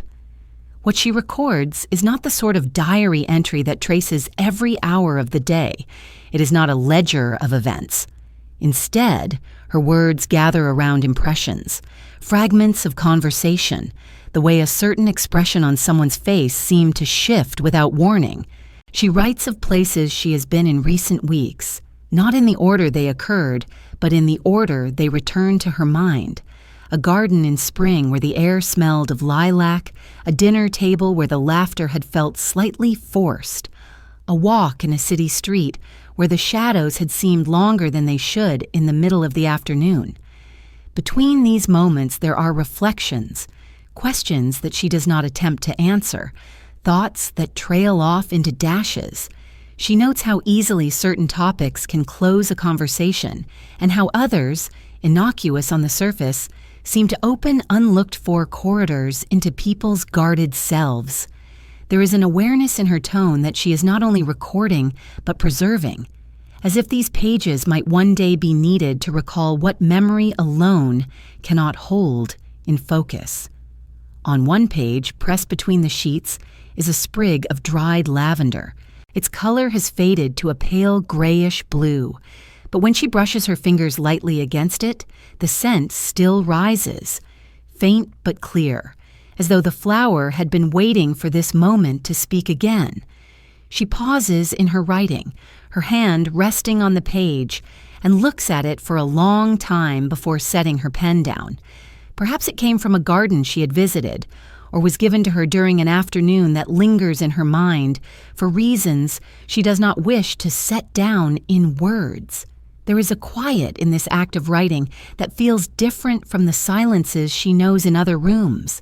It is not the careful quiet of social restraint, nor the empty quiet of an unused space. This is a quiet she shapes herself, a boundary she draws to hold her thoughts in place until she can see them clearly. Now and then, she lifts her head and gazes out the window. The world beyond is unremarkable. A row of trees, the distant sound of a cart's wheels on the road, yet she watches as though something might happen at any moment. A bird lands on the nearest branch, tilts its head, and then takes off again, vanishing into the green. The page before her waits, the ink drying slowly in the afternoon light. She turns another page, the motion unhurried, and continues. The words that follow are not entirely for herself. There is a sense in them that someone, someday, might read these lines. Whether that thought pleases or unsettles her is unclear, but the possibility shapes the way she phrases certain things, the way she leaves space for interpretation. In this way, the diary becomes both confession and performance, a place where she can speak freely and yet still choose the lens through which she will be seen. Hours pass without her noticing. The light in the room shifts from gold to a softer, grayer shade, and the air cools enough for her to draw a shawl around her shoulders. She closes the book gently, the sound of its covers meeting a small, definite click in the stillness. The lavender is pressed once more between the pages, hidden but not forgotten. On the desk beside the diary lies an unopened envelope. The paper is cream, the address written in a hand she recognizes. She does not reach for it yet, allowing it to remain as it is, a sealed presence that seems to hold a certain weight simply by being there. Instead, she rests her fingertips lightly against the diary's cover, feeling the texture of the leather beneath them. There is something in her gaze, in this moment, that suggests she is aware of the fragility of such private records. A diary can be a safeguard or a vulnerability, depending on who holds it. Perhaps she knows that one day these pages could be read in a room far from here, their words stripped from their intended context. Or perhaps she simply feels the truth that no matter how carefully one writes, there will always be more left unwritten. The house is quiet around her. Somewhere in another part of it, a door closes softly, the sound so muted it could almost be the wind. She rises from the desk, taking the diary with her, and crosses to a small cabinet with a keyhole set into its front. From a shallow dish on the mantel, she takes a key, slips it into the lock, and places the book inside. The key turns smoothly, the mechanism clicking into place. She stands there for a moment longer, her hand resting on the cool brass of the key before she removes it. The room feels unchanged, and yet the act of locking away the diary has altered it in some intangible way, as though the air itself now holds a secret. On her way out, she pauses at the window once more. The trees beyond are now deepening into shadow, their leaves rustling with the first hint of evening breeze. Somewhere in the fading light, the scent of lavender seems to linger again, faint but insistent. It is into that scent, soft, dry, and edged with memory, that the next scene will open, carrying us forward to an afternoon many years later, when the lavender will no longer be pressed between paper, but will stand in a vase on a table where tea is being poured, and where the conversation will circle what is present only by its absence. The dry, faintly sweet scent of lavender lingers in the stillness, but its source shifts, no longer pressed between the secret pages of a diary, hidden away in a locked cabinet, but standing openly now in a small porcelain vase at the center of a table. The stems are neatly arranged, their muted color a quiet echo of what they once were in bloom. Around the table, the air carries the warmth of late afternoon, softened by the steady fragrance of tea, rising from fine porcelain cups. It is many years later. The scandal that once roared through newspapers and parlors alike has long since passed into the sediment of public memory, yet its outlines remain like a shape visible beneath clear water. Margaret sits at the head of the low table in a private drawing room, not in a castle now, nor in any grand public place, but in a modest home where the curtains filter the sunlight into gentle patterns. 2 friends are with her. Women she has known for decades, their faces etched by time in ways that speak not only of age, but of endurance. The tea service between them is precise without ostentation. Cups and saucers of bone china with a faded floral rim, a silver pot polished enough to catch the light. A small plate of shortbread rests nearby, untouched so far. The lavender scent is steady, neither overpowering nor faint, just enough to hover at the edge of the senses. Conversation moves along familiar tracks: health, the weather, the changing of the seasons. There are pauses, not from discomfort, but from the knowledge that some topics are better left unspoken unless they rise naturally. The rhythm of these pauses has been shaped by years of shared history, by the unspoken agreement that the past will not be probed like a wound, but neither will it be denied its place in the room. Margaret holds her cup with both hands, not from any tremor, but from a quiet precision that has marked her gestures all her life. She listens more than she speaks, yet when she does, her voice is measured, her vowels still touched by the faint music of her youth. Her friends respond in kind, their remarks offered without urgency, as if each word were allowed to find its own place before the next begins.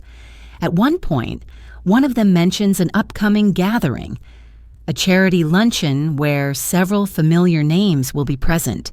The name of one woman in particular seems to hang a moment longer than the others. Margaret's eyes rest on the lavender for that moment, as though studying the shape of the stems. She nods once, a slight incline of the head, and the conversation moves on without pause. The teaspoons stir slowly, more from habit than necessity, for the sugar has long since dissolved. The faint chime of silver against porcelain punctuates the silences, the sound almost too soft to notice unless one is listening for it. Outside, the day is clear, and the muted shadow of leaves sways gently across the drawn curtains. Her friends know, as she does, that afternoons like this are as much about presence as about words. The tea, the lavender, the measured pace of talk, these are not distractions, but a kind of shelter. In their quiet way, they acknowledge what has been endured without summoning it into the center of the table. Margaret asks after a friend's grandchildren, listens to the details of a recent trip to the coast. Her smile appears easily enough, yet it never quite lingers after the moment has passed. She adds her own small observations, a book she has been reading, a painting she saw in a gallery window, each offered without the need to draw the conversation toward herself. There is a dignity in this, though it is not the kind bestowed by title or wealth. It is the dignity of having lived through a kind of scrutiny that leaves most people diminished, and yet finding a way to move within the world without bowing to it. Even here, in the softened light of a friend's drawing room, that composure remains, though its edges are gentler now. The lavender's scent grows more noticeable as the tea cools. Margaret sets her cup down and folds her hands loosely in her lap. Her gaze drifts toward the curtained window, and for a moment she seems far away from the room, perhaps hearing again the distant echoes of voices that once rose in judgment, or recalling the cold gleam of flashbulbs as she stepped into the street. The moment passes without remark. Her friends have learned to recognize it and to let it go. Eventually, the cups are empty, and the plate of shortbread has been reduced by half. The conversation takes on a softer tone, the pauses stretching a little longer, as though each person is aware that the afternoon is nearing its end. There is a comfort in this slowing, in allowing the day to conclude without rushing toward its close. When the tea things are gathered up and taken to the kitchen, Margaret remains seated, her hands resting lightly on the arm of the chair. She looks once more at the lavender in its vase. In another house, in another time, She might have thought of pressing one of the stems between the pages of a book, letting it dry into a memory. Now she leaves it where it is, content for it to stand openly in the light, its fragrance free to drift wherever the air carries it. One of her friends returns to help her into her coat. The gesture is casual, yet it carries with it the kind of care that needs no announcement. Margaret thanks her softly, the words nearly lost in the rustle of fabric. They exchange a few last remarks at the door, and then she steps outside into the coolness of late day. The street is quiet, the sun lowering behind the rooftops, casting long shadows that stretch across the pavement. She walks slowly toward the waiting car, the faint scent of lavender still clinging to her, as though reluctant to be left behind. As the door closes and the engine starts, she glances once more at the house, at the drawn curtains that now glow faintly from within. The ride is a short one, the streets familiar. Buildings pass in a steady rhythm, their windows catching the last light. She sits with her hands folded, the calm of the afternoon still with her, though beneath it runs the knowledge that such calm is never entirely unbroken. The city moves around her, quiet for now, but always ready to speak if called upon. And it is into the sound of that city, muffled by the glass, that we move next, the low hum of traffic becoming the slow rolling turn of taxi wheels on rain-darkened streets, carrying her toward rooms far smaller than those she once knew, where the echo of her own footsteps will be the first sound to greet her.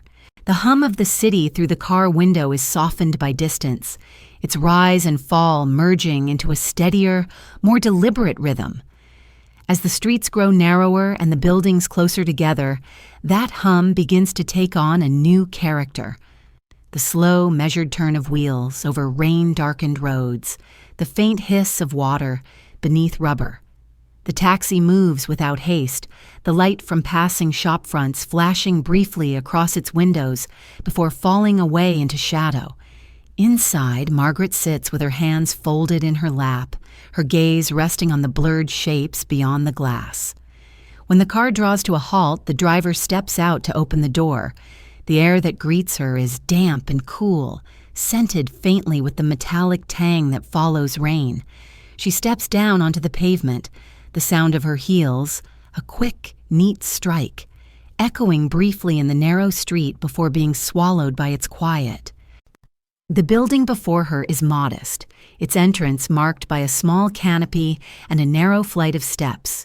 The stone is worn, the brass on the door dulled by years of use. Inside, the corridor is lined with wallpaper whose pattern has faded to near abstraction. The air smells faintly of polish and something older, perhaps the lingering scent of coal fires from decades past. Her heels sound louder here, the hollow boards carrying the noise upward and outward until it seems to follow her along the passage. Doors stand closed on either side, their paint chipped in places, their numbers neatly fixed in tarnished brass.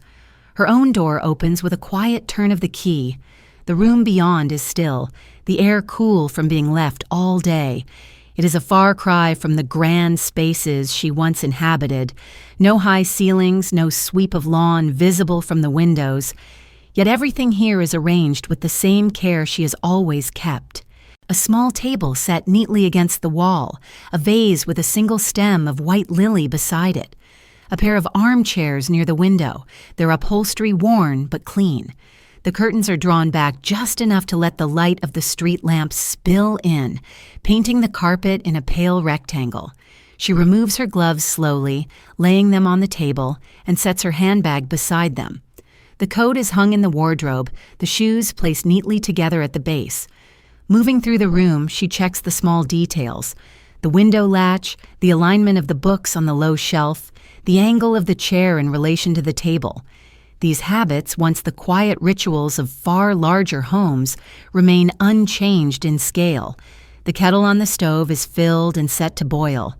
As she waits, she stands at the window watching the street below. A single car passes, its tires making the faintest hiss on the wet road. Farther along, a man walks his dog, the leash slack between them, their pace unhurried. The rain has stopped, but the air still carries its freshness. When the kettle hums, she pours the water into a single cup, the steam rising to warm her face. She carries it to the armchair by the window and sits, the cup held lightly in both hands. From this seat, she can see the opposite building, its windows lit in irregular patterns. Some show the flicker of a television, others the soft glow of a lamp. In one, a woman leans over a table, her face hidden by the angle of the curtain. The tea cools as she sits there, her thoughts moving without direction. In this smaller space, the quiet is different from the silences of castles and salons. It is not curated or formal. It simply exists, wrapping itself around her without intention. Here, there are no footsteps in distant corridors, no muffled music from another room. The only sounds are the occasional creak of the floor as the building shifts and the far-off hum of the city, softened by the walls. She has learned to live within such spaces, to let them hold her without feeling diminished by their scale. Yet there is a certain echo that remains, not in the room itself, but in her memory. Sometimes, in the stillness, she can almost hear the faint rustle of silk skirts against parquet, the clink of glass in a larger hand, the low tone of conversation that carried more weight in its pauses than in its words. The cup is emptied, set carefully on the table beside her. She leans back in the chair, her hands resting loosely in her lap, and lets her gaze drift toward the ceiling. A crack runs along one corner, not large enough to trouble her, but noticeable when the light catches it. She follows its line until it disappears into shadow, as though it continues beyond what the eye can see. After a time, she rises and moves to the wardrobe, taking out a folded nightdress and laying it neatly across the bed.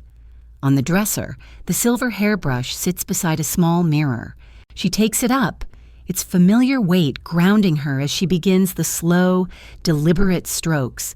The sound of the bristles through her hair is the same here as it was in rooms 3 times this size, the same as it was under high ceilings or beside windows that looked out onto the sea. When she finishes, she sets the brush down and closes the curtains. The street lamp's light vanishes, leaving the room in a softer darkness. She turns down the bed, placing the nightdress at its edge, and stands for a moment listening. Somewhere below, a door closes quietly. Above, faint footsteps cross a room. The building settles into its evening rhythm, and she into hers. Before switching off the lamp, her eyes rest briefly on the lily in the vase. Its petals are fully open now, their edges curling slightly with age. She wonders if it will still be there in the morning, or if it will have begun to drop, but she does not move to touch it. Some things are better left until their moment comes. It is with that image, a white lily standing alone in the dim light, its shadow long against the wall, that we step onward, the curve of its petal becoming the pale arc of a moon above a remembered garden where silk dresses once moved among roses and the air was heavy with summer. The pale curve of the lily's petal lingers in the dim room, and as the light around it softens, its whiteness begins to change. No longer the still cut bloom in a modest vase, but the living arc of a full moon suspended above a garden long past. The night air here is warm and fragrant, wrapped around the quiet hum of summer insects and the faint rustle of leaves moving against one another. A gravel path curves gently through clipped hedges, leading toward beds of roses, whose blooms spill over in heavy clusters, their scent mingling with the sharper green of the grass. In this memory, Margaret walks among the flowers in a dress of white silk that catches and holds the moonlight, each step slow enough to let the fabric drift around her ankles. The evening is not a solitary one. Voices carry from the terrace, low and scattered with laughter, and the glow of lanterns spills across the nearest part of the lawn.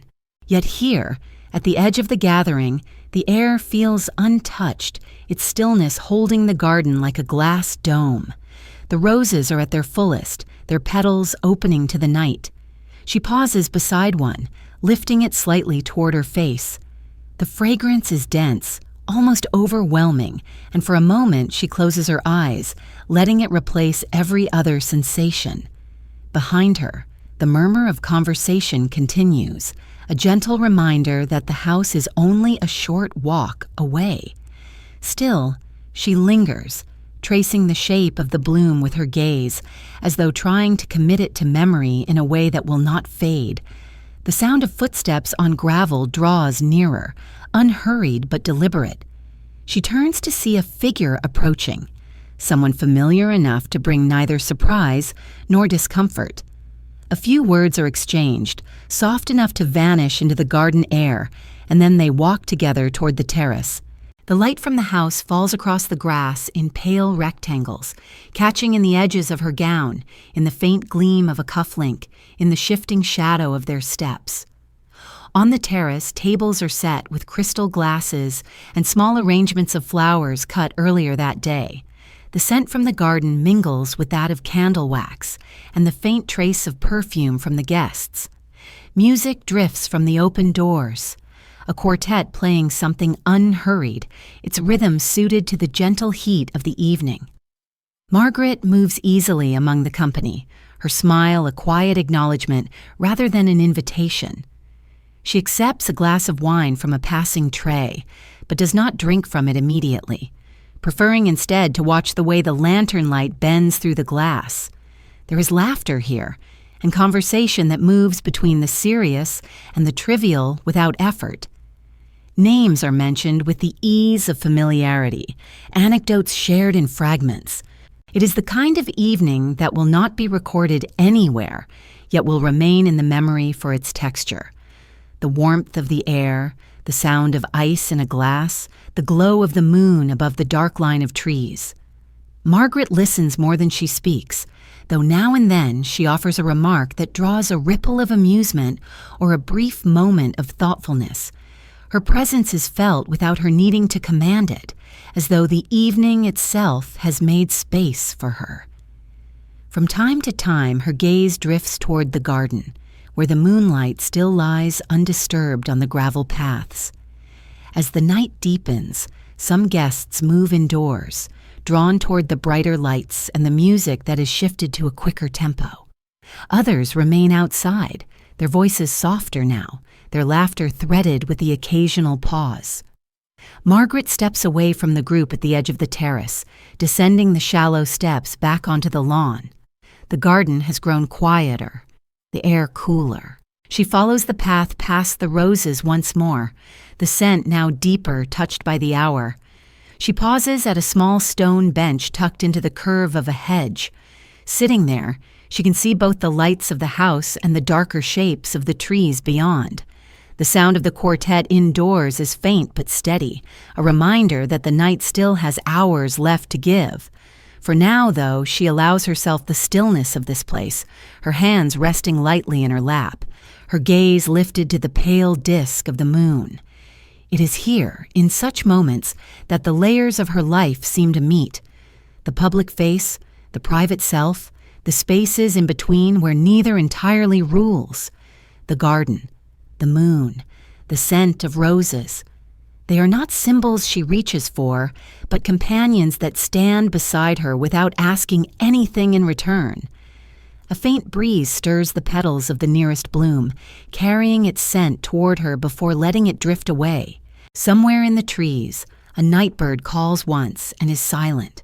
She sits a moment longer, then rises, smoothing the silk of her gown as she begins the slow walk back toward the terrace.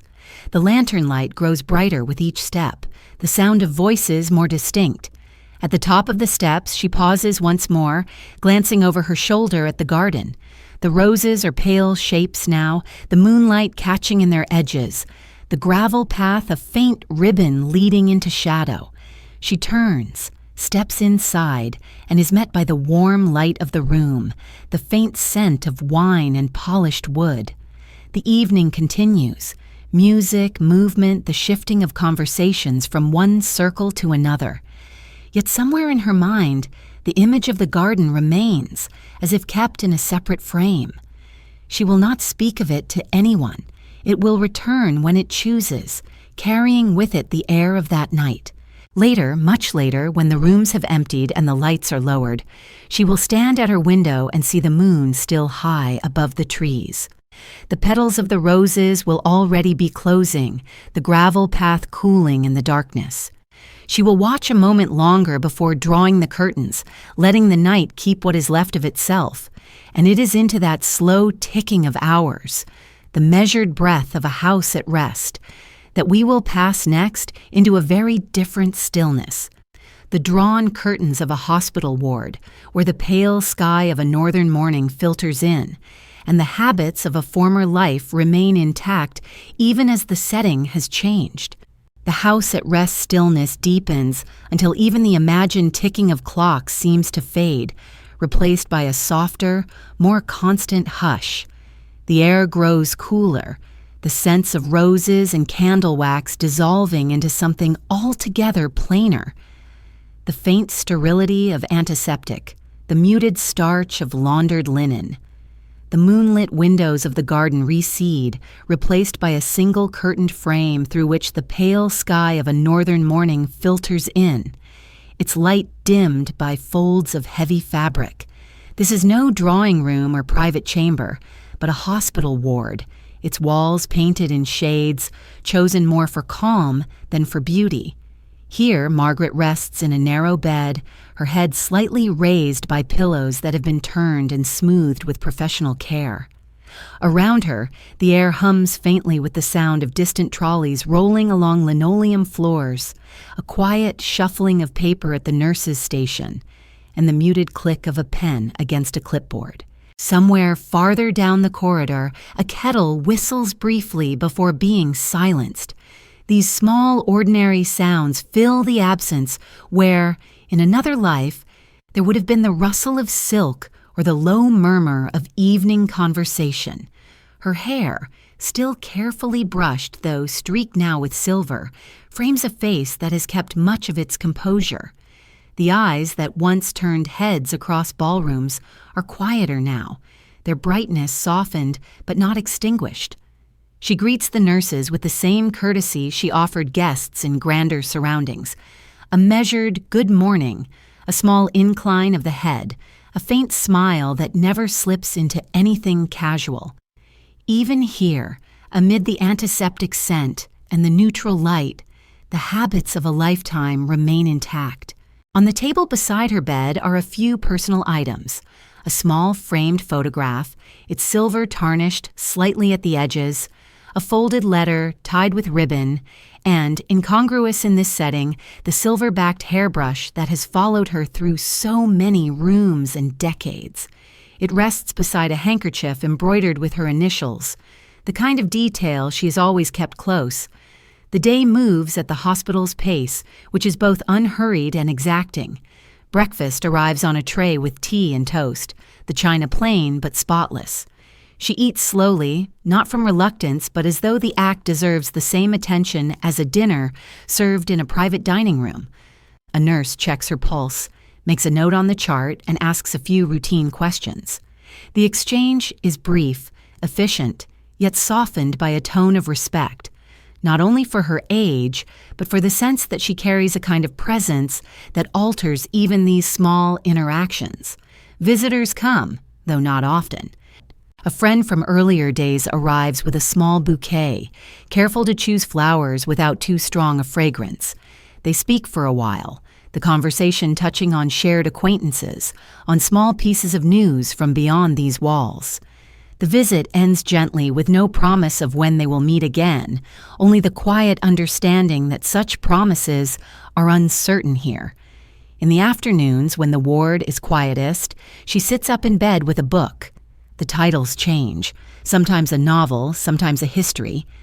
But the manner of reading is the same, unhurried, attentive, as if each page is being weighed for something beyond its story. She pauses often, not always to rest, but to look toward the curtained window, listening to the faint sounds from the street outside. Even without seeing it, she knows the light is changing, the day moving toward its decline. The evenings bring another kind of quiet, one shaped by the dimming of the ward's overhead lights and the gradual settling of its occupants. Dinner is served early, and the hours after are her own. Sometimes she speaks with the nurse making rounds. Sometimes she simply sits with her hands folded, her gaze steady on the space in front of her. There is no television in her corner, no radio, only the steady background murmur of the building itself. It is in these hours that the habits of her former life rise most clearly. She will reach for the silver hairbrush, drawing it through her hair in the same long, measured strokes she once made before a mirror in London, in New York, in Inverary. She will adjust the folds of her blanket with the same precision she once applied to the drape of a gown. And though there is no audience now, no guest to receive, she will maintain the same posture, the same careful economy of movement. The nurses notice these details, though they seldom comment. They see how she folds her napkin after meals, how she never leaves a cup or glass half-finished, how her thank you is always exactly the same, warm but never familiar. They sense that these are not affectations, but the scaffolding of her life, the quiet structures that have held her through times when everything else was uncertain. On one evening, as the sky outside fades into the deepening blue of late winter, she draws back the curtain just enough to see the street lamp beyond. Its light pools faintly on the wet pavement, the outlines of bare branches etched against it. She stands there for a moment, one hand resting lightly on the sill before letting the fabric fall back into place. The lamp's glow lingers in her mind even after she has returned to bed. Night in the ward is not entirely still. There are footsteps in the corridor, the faint rattle of a trolley wheel, the muted voices of staff speaking low to one another. Yet for Margaret, it is as quiet as any night she has known. She sleeps lightly, waking now and then to adjust her pillow, to listen to the building's slow breathing. It is in one of these moments between sleep and waking that she thinks of the castle, of the rain against its leaded windows, of the way the loch looked on a still morning. The memory comes not as a longing, but as a fact, something she has carried and will carry until she no longer needs to. The thought drifts with her back into sleep, untroubled, like a boat at anchor in a sheltered bay. And when morning comes again, it will be greeted as all mornings are, with the same composed good day, the same unhurried care for the small rituals that remain. Yet somewhere beyond these walls, beyond the pale sky and the curtained window, the seasons will be shifting, the wind turning over the autumn leaves outside a castle that stands as it always has, its stones holding the memory of those who passed through its rooms. It is into that wind, brisk, carrying the scent of peat and pine, that we will step next, following it along the edges of the loch until it reaches the castle's high walls, where shutters swing open and closed in the changing weather, and the place itself stands as both witness and keeper of its own long history. The brisk wind off the loch, carrying with it the faint tang of peat smoke and the resinous breath of pine, rises in the mind until it is no longer a passing gust, but a steady presence, moving through the trees and across the open grounds. It circles the stone walls of Inverary Castle, finding every crevice and high parapet, rattling at the old leaded windows until, with a hollow clang, one shutter swings open, then closed again. The sound is not hurried but deliberate, as if the building itself is acknowledging the change in weather. Margaret is gone from here now. The rooms that once held her footsteps are silent, their polished floors showing no sign of the gatherings they once hosted. Yet the castle remains as it always has, its great turrets fixed against the horizon, its gray walls catching the changing light of the Scottish sky. In the empty corridors, the echo of movement lingers, not as a ghostly presence, but as the way a place remembers, through small details left behind in the air, in the shadows, in the scent that clings to heavy curtains drawn against the wind. The grounds, too, hold this memory. In the walled garden, the last of the season's roses have browned at the edges, their petals scattered on the damp earth. The lawns slope gently toward the water, where the loch lies flat beneath a sky the color of pewter. From the shoreline, the castle looks both near and far at once, its reflection trembling slightly in the surface ripples. The wind moves across that water and returns to the high windows, where it stirs the fabric of curtains in rooms that have been closed for weeks. Inside, the great hall stands ready, though there are no guests to receive. The long table, polished to a muted shine, is bare, save for a bowl of apples gathered from the orchard before the frosts came. The chairs are pushed in neatly, their high backs catching what light filters down from the tall windows. Along the walls, portraits gaze out with the unchanging calm of those long gone, their colors darkened slightly by time. In the library, the air is still and faintly cool, the scent of leather and paper undisturbed. A book left on a side table lies closed, its bookmark exactly where it was placed. Dust gathers slowly here, not enough to dull the gleam of the wood, but just enough to soften the edges. The fire has not been lit in weeks, the hearth swept clean, the grate empty. The drawing room, once bright with conversation, holds a quieter kind of light now. The mirrors reflect only the pale wash of day from the windows, their gilt frames muted in the absence of candlelight. Cushions are plumped and arranged, the rug lies smooth, and yet the room feels as though it is waiting, not for anyone in particular, but simply for life to pass through it again. The servants' quarters hum with the practical sounds of upkeep, the scrape of a broom along flagstones, the clink of glassware being polished, the low murmur of voices. Life continues here in the rhythms that belong to the castle itself. The maintenance of what has always been maintained, the readiness for what may come without knowing when it will arrive. The cook still prepares for dinners that might not happen, polishing copper pans until they glow in the dim light. On the upper floors, the wind presses more insistently at the windows. In one of the chambers, the curtains sway slightly inward, carrying with them the crisp scent of autumn. The bed is made, its coverlet smooth, the pillows neatly aligned. On the dressing table, a single silver hairpin rests beside a small glass dish, not forgotten, but perhaps overlooked when the room was last in use. Its quiet gleam catches the eye in the subdued light. From here, the corridor runs straight and narrow, its carpet soft underfoot, leading to the window where the shutter still swings. The view from this height is wide and clear. The sweep of the loch to the south, the dark shoulders of the hills beyond, the scatter of leaves along the gravel drive. The wind's voice is louder here, its rise and fall unbroken by the presence of others. In the great tower where the stone is thick and the steps spiral upward, the air is colder.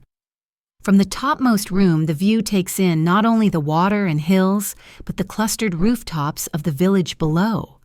Smoke rises in thin columns from chimneys, drifting sideways before vanishing into the damp air. The sound from here is less of the wind and more of the distance itself, a kind of hush that belongs to wide spaces. Though Margaret is far from this place now, the castle's memory of her is held not in any one object or room, but in the spaces between them. The faint indentation of a chair cushion, the way the light falls on a certain stretch of carpet in late afternoon, the angle of a mirror that once caught her reflection as she passed. Such traces are neither sentimental nor deliberate. They are simply what remains when presence becomes absence. Outside, the wind continues its patient rounds, touching each part of the building in turn. The shutter, after swinging open once more, comes to rest for a moment before moving again. Its sound is a slow, hollow rhythm, not unlike the beat of a distant drum. In the pause between movements, the quiet is complete, the kind that makes one aware of every breath, every faint shift of light. As the afternoon wanes, the clouds lower, and the first threads of rain begin to fall. They strike the slate roof with a sound that is soft at first, then more insistent. The water gathers along the gutters, spilling down into the stone drains that have carried it away for centuries. The loch darkens under the changing sky, its surface broken by the smallest of ripples. In one of the lower halls, a door stands ajar, opening onto a narrow stone passage. The air there is cooler still, the walls marked by the faint tide lines of damp. At its far end, the passage opens to the courtyard, where the rain now falls more steadily. The stones are slick underfoot, their colors deepened by the wet. A cart stands to one side, its wheels darkened by water, its bed empty. The rain will pass as it always does, leaving the air clear, and the stones shining in the light that follows. For now, though, the castle seems to draw in upon itself, its walls holding the warmth gathered through the day. The wind circles once more, rattles the shutter, and then moves on toward the hills. And in that movement, the brief pause of the shutter before its next swing, there is the faint suggestion of another sound entirely. The creak of an old photograph album being opened, the pages turning to reveal faces caught in moments that seemed at the time too small to be remembered, yet which remain because someone chose to keep them. The shutter's pause, its brief stillness before swinging again, lengthens in the mind until it is no longer a pause in weather, but the slow, deliberate creak of a book's spine being eased open.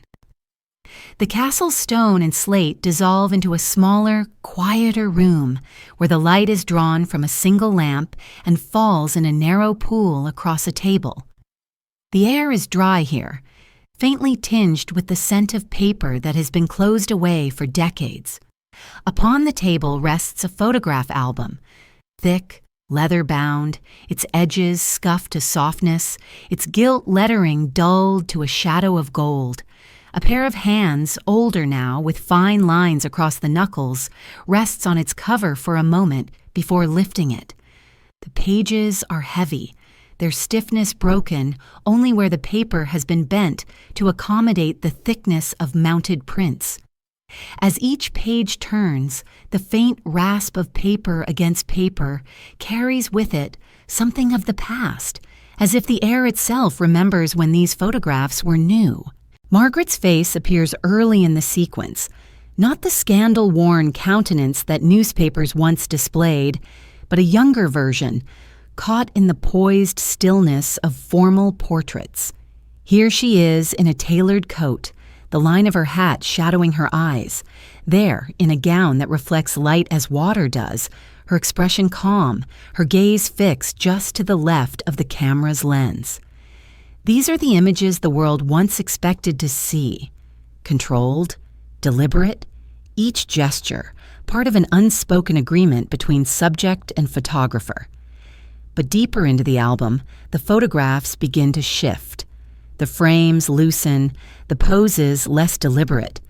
She is laughing in one, the corners of her mouth not arranged for public approval but pulled upward by something genuine, the light in her eyes unmeasured. In another, she is half turned towards someone outside the frame, her hand raised in mid-gesture, as if she were about to speak. The edges of these images curl slightly from the mounting, their surfaces showing the faint, spidering lines of age. Others in the album are strangers now, faces once known, now unplaceable, their significance faded except for what they meant in that moment. Names might once have been written on the backs of these prints, though whether they still match the memory is uncertain. The places are sometimes clearer, the sweep of a familiar garden path, the angle of light on a lock, the interior of a room whose furniture has long since been replaced. Margaret's hands pause on a particular image, a group gathered on a terrace in summer. She stands to one side, the tilt of her head giving her away, even if her features had changed more than they have. The others are in conversation, caught in that instant before the shutter clicked, but she is looking directly at the photographer, her gaze steady, almost questioning. She does not linger on it long, turning the page with the same care she gives them all. Toward the back of the album, the photographs grow smaller, the paper more brittle. These are the kind printed for personal keeping rather than display. Candid moments from travel, gatherings with only a handful of people, interiors of rooms seen from oblique angles. Here is a breakfast table with a single place set, sunlight falling across the linen. Here is a stretch of empty deck on an ocean liner, the curve of the railing drawing the eye toward an unbroken horizon. Some images seem to have been included for reasons only she would know. A close view of a pair of gloves resting on a chair, the blurred outline of a car seen through rain-speckled glass, the shadow of a person falling long across a wall. They do not explain themselves, and perhaps that is their point, to remain fragments, reminders without obligation to tell their full story. As she nears the final pages, the weight of the album feels different, not heavier, but more deliberate in the way each turn of the page is taken. The last photograph is mounted slightly off-center, as though placed there in haste. It is a small image, its edges uneven, the colors faded to a soft monochrome. In it, Margaret is standing alone on what appears to be a promenade, the sea behind her coat drawn close against the wind. Her expression is unreadable, not guarded, not open, something in between. She closes the album slowly, the sound of its covers meeting, echoing faintly in the quiet room. Her hands remain resting on it for a moment, as though to keep its contents from drifting away now that they are shut once more. The lamp's light pools across the leather, catching in the faint trace of the gilt letters that still spell out the album's title.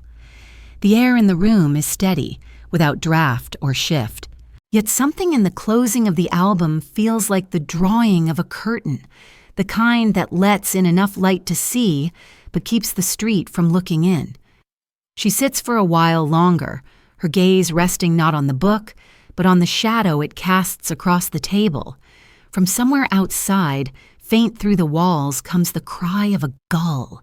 It is a brief sound, swept away almost immediately by the wind, but it carries with it a salt edge that belongs to places where the sea meets the air. Her eyes lift slightly, not in surprise, but in recognition, as though that sound had been expected. And in that brief echo of the gull's call, we move toward the water, the wind lifting off its surface and carrying with it the scent of tide and dusk, where Margaret will be walking alone along the Thames at evening, her steps unhurried, her thoughts her own, the city's sounds drifting around her like a tide she neither resists nor chases. The gull's cry fades quickly, its high note dissolving into the low breath of wind that seems to carry us across distance, down through streets where stone grows darker toward the ground and the air sharpens with the scent of water. That breath lengthens, folds into the muted sound of evening on the Thames, the dull slap of the river against its embankments, the faint rattle of a chain on a moored boat, the distant toll of church bells drifting over rooftops. Margaret walks here in the slow light of dusk, her steps measured along the worn flagstones that edge the river. The air is cool but not cold, touched with the faint trace of the day's warmth, now retreating into the stones. She wears a coat drawn neatly at the waist, the fabric holding its line against the breeze that lifts her hair at the edges. The city around her is neither at its busiest nor asleep. It is in that suspended hour when daylight has not fully gone, yet the lamps have already begun to glow. The water is dark now, its surface marked by slow currents and the long shadows of bridges. From time to time, a gull wheels overhead, its wings catching the last color from the sky before folding back into the gray.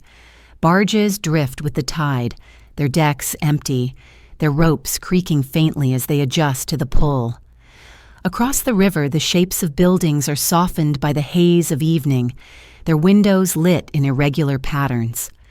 Her footsteps echo lightly, And though others pass, a man hurrying with his collar turned up, a pair of women in quiet conversation, she is left largely to her own pace.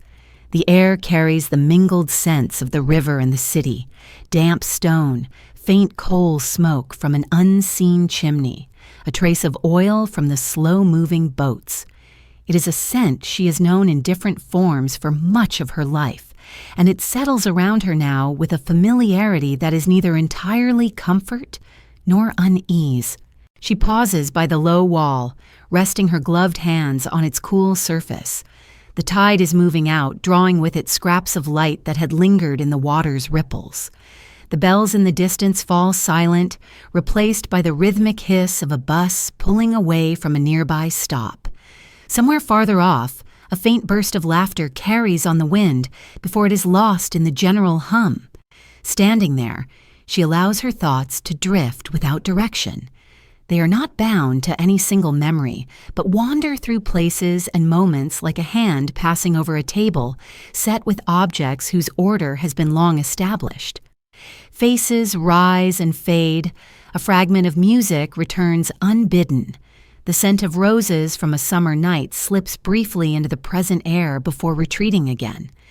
These recollections arrive without demand, as though the river itself has carried them forward and now lets them pass. She walks on, following the curve of the embankment.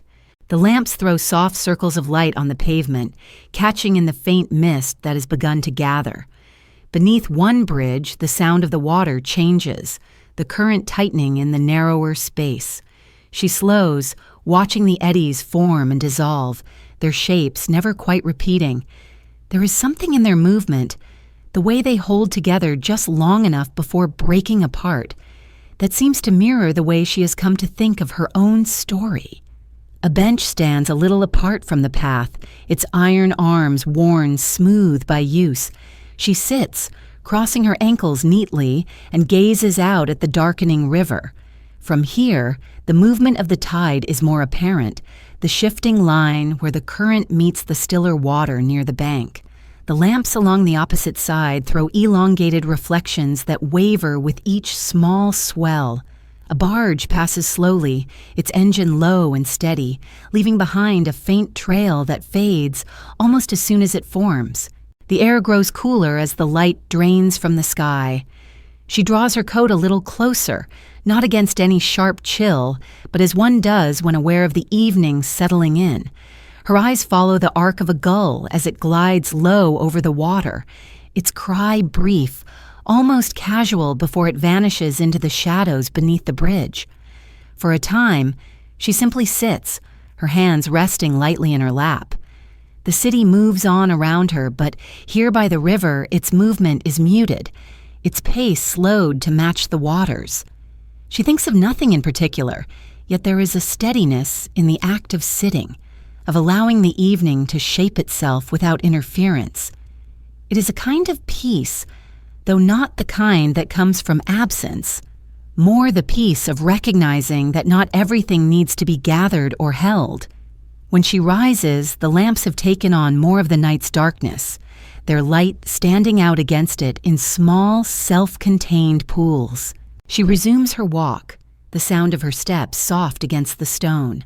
Ahead, a bridge arches over the water, its ironwork catching faint glints from the lamps along its span. She passes beneath it, the sound of the river changing again as the space narrows, the air cooler in the shadow. Beyond the bridge, the path curves slightly, leading toward streets where the shop fronts are beginning to close for the night. The scent of the river fades, replaced by that of fresh bread from a bakery cleaning its ovens, and the sharper tang of newsprint from a vendor stacking his unsold papers. She does not stop, but she notes them as she passes, each scent a small marker in the map of her evening. As she leaves the river behind, the hum of the city grows fuller, yet the sound of the water remains with her, woven into the quiet rhythm of her walk. It is not a memory of the river she carries, but its present self. The slow tide, the shifting reflections, the space it holds for whatever passes by, and it is into that space, still moving within her, that we will step next. Into a drawing room much later in her life, where the light falls in from one tall window onto a single armchair, and where the hours of the day pass almost without disturbance, save for the steady breath of a candle burning low beside her. The slow presence of the river lingers, its rhythm settling into something quieter still, until its sound becomes indistinguishable from the faint draft in a closed room, the kind of movement in the air that makes a candle's flame sway, not enough to extinguish it, only to draw its light briefly to one side before letting it steady again. The tall window beside the flame admits a muted afternoon, the pale sky pressing gently against the glass. This is not the wide reach of a ballroom nor the measured grandeur of a castle hall, but a drawing room in which time has gathered and slowed, each hour folding almost seamlessly into the next. The armchair stands angled slightly toward the window, its fabric worn to a softness that speaks of long use. In it, Margaret sits with her back straight and her hands resting lightly on the armrests, as though even now her posture is a quiet form of conversation with the world. She is thinner than she once was, her frame held within the lines of a wool dress that fits as neatly as any of her gowns once did. Her hair is arranged simply, its silver strands catching the light in a way that makes them almost luminous. Around her, the room holds a spare order. A small table beside the chair supports a single book, its cover closed, and a china cup resting on its saucer. The candle in its glass holder burns with a slow, even flame, the wax pooling in the base as it has for hours. Across the room, the mantel holds a few framed photographs, their images softened by the thin veil of time. A garden in summer, a ship's deck under a wide sky, a younger version of herself beside a man whose gaze is fixed on the camera while hers is turned away. The street outside is quiet, the sounds of the city held at a distance by the heavy curtains drawn halfway across the tall window. When she turns her head toward it, her expression is not searching but steady, as though she has learned to meet the days without asking anything from them. The light that filters in is soft enough that it leaves no hard edges, touching her face as evenly as the reflection of water once did in other places. She spends much of her time here now, the hours marked not by appointments or callers, but by the simple transitions of light. The way the pale wash of morning grows warmer before fading into the shadowed gold of evening. In this space, she allows herself to be still in a way that would once have been impossible. The stillness is not idleness. It is the measured acceptance of a life that has moved through its more public chapters into one that belongs entirely to itself. From time to time, she reaches for the book, opening it not to begin at the first page, but to find her place in the middle. She reads without haste, pausing often to look away, letting her gaze rest on the flicker of the candle or the curve of the window frame. The words on the page are not an escape so much as a companion, something to share the room's quiet. When she tires of reading, she sits back and closes her eyes for a while. The candle's light, even unseen, leaves its warmth in the air. She listens without trying to the faint creak of the building settling, to the occasional sound of footsteps on the pavement outside, to the small sigh of wind moving past the glass. Sometimes these sounds blend into remembered ones. The clink of a glass in another drawing room decades ago, the rustle of leaves along a path, the faint pop of a cork in a salon filled with gold light. They come without warning and without insistence, and she lets them go just as easily. In the late afternoon, the light deepens. The window grows more reflective, showing her a faint image of herself in the glass. Not sharp enough to be a mirror, but enough to recognize the tilt of her head, the shape of her shoulders. She does not look away, nor does she lean closer. The reflection remains as it is, shifting slightly when the candle flame moves. A knock at the door brings the quiet back into the present. A neighbor or an attendant might step in, bringing a small plate of food, or perhaps only to check whether she needs anything. She thanks them with the same measured courtesy she has always kept, and when they leave, the air seems to close gently around her again, holding the room's shape. As evening approaches, she rises slowly and crosses to the window. The street lamps are beginning to glow, their light pooling faintly on the damp pavement below. She stands for a moment with her hand resting on the sill, looking down at the quiet stretch of road. There is little to see, yet she remains until the candle's flame behind her draws her back. She extinguishes it with a single breath, the thin ribbon of smoke curling upward before disappearing. The room, now lit only by the last of the day's light, feels both smaller and more open at once. She returns to the armchair, sitting for a while longer in the deepening shadow, the book unopened beside her. It is in this dimness, when the outlines of objects soften and the air seems to slow, that the weight of time feels both light and close. She knows there are fewer days ahead than behind, but she meets them as she meets each evening, without demand, allowing them to be as they are.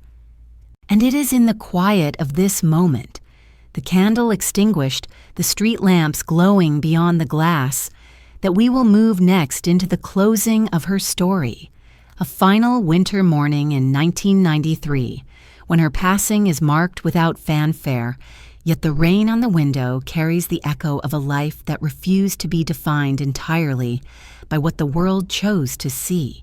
The shadowed room holds its quiet until even that seems to thin, its edges softening into the first pale wash of winter morning. The air carries a muted chill, the kind that speaks not of frost but of steady rain, falling somewhere just beyond the glass. The candle on the table remains unlit, its wick dark against the cooled wax, and the book beside it lies exactly as it was left. The light that filters through the curtains is colorless, diffused by low clouds, the sort of light that blurs the boundary between 1 hour and the next. It is the early days of 1993. In another corner of the city, the sound of traffic begins its slow build. But here, in this small flat, the morning comes without haste. Margaret lies in bed, the coverlet drawn smoothly up, her head resting in the slight hollow shaped by years of use. Her breathing is even, almost imperceptible in the stillness, and her hands, resting atop the blanket, are as composed in sleep as they ever were in waking. There's no sense of struggle in the room, only the deep calm of a life reaching its quiet close. The objects that have traveled with her through decades remain within arm's reach. The silver-backed hairbrush, polished though no hand has lifted it in recent days, a small dish holding a pair of pearl earrings, the framed photograph of a garden on a summer afternoon. These are not arranged as though for display, but simply as they have always been, each in its appointed place, each carrying a weight of memory too private to name. The rain outside is steady now, its fine patter against the glass blending with the occasional sigh of wind along the eaves. Somewhere in the building, a door closes, followed by the muffled sound of footsteps retreating along the corridor. The world moves on at its usual pace, but here, time holds still, as though reluctant to intrude. In the hours that follow, her passing is as quiet as the morning itself. There is no sudden shift, no break in the rhythm, only the gradual realization that the breath which had been so steady is no longer there to mark the moments. The air in the room feels unchanged, yet altered in a way that is immediately understood by those who enter. Word spreads in the way such news always does, in low tones, with pauses between sentences. A nurse speaks softly to a colleague, a neighbor hears it in the stairwell, a friend receives the call in the muted air of their own kitchen. In the papers, it will be mentioned in a few lines, her name still carrying its echo, but set now within the quiet finality of dates. Those who come to pay their respects do so without ceremony. A handful of flowers are placed by the window, their scent mingling with the faint smell of rain that drifts in when the curtain is drawn back. There is no grand service, no gathering of crowds, only the steady presence of a few who knew her in ways that the public never could, their conversations kept to murmurs as they step around the small space. In one corner, the silver hairbrush catches what little light the day offers, its surface reflecting a softened version of the room. It is perhaps the most constant object of her life, present in ballrooms and on ocean voyages, in castle chambers and in modest flats. Now it rests untouched, its polished back holding the memory of countless evenings and mornings, of moments private and unrecorded. Outside, the rain thickens, striking the glass with a sound that is both insistent and strangely soothing. The street below is nearly empty, the few passers-by moving quickly under umbrellas, their faces turned down. From above, the view is much as it has been for years. The curve of the pavement, the iron railings darkened by wet, the steady drip from the edge of the roof onto the stone below. By afternoon, the light begins to fade, though the clouds never lift. Those who have been present take their leave in ones and twos, their footsteps on the stairs fading until the building is quiet again. The flowers remain by the window, their colors dim in the shadowed room, their stems leaning slightly toward the glass.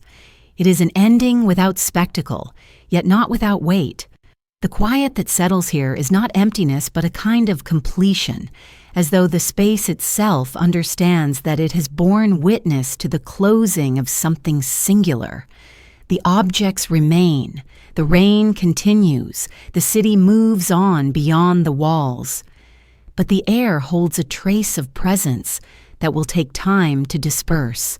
Later, when the room is empty and the curtains drawn, the rain continues to fall, its sound steady against the dark. In the absence of lamplight, the outlines of the furniture blur, and the hairbrush on the table becomes only a shape among others. Yet even in shadow, the memory of its use remains, as if it, too, keeps its own record. Somewhere beyond the city, the loch lies under the same low clouds, its surface marked by the slow rings of rain. The castle stands as it always has, its windows catching what little light the day offers, its shutter perhaps swinging once in the wind before settling still again. These places hold their memories quietly without need of telling, and so the story closes not with a final declaration, but with the sound of rain on glass, steady, unbroken, carrying forward into the dark as the curtain falls across the scene, leaving only what remains in the mind of the one who has listened.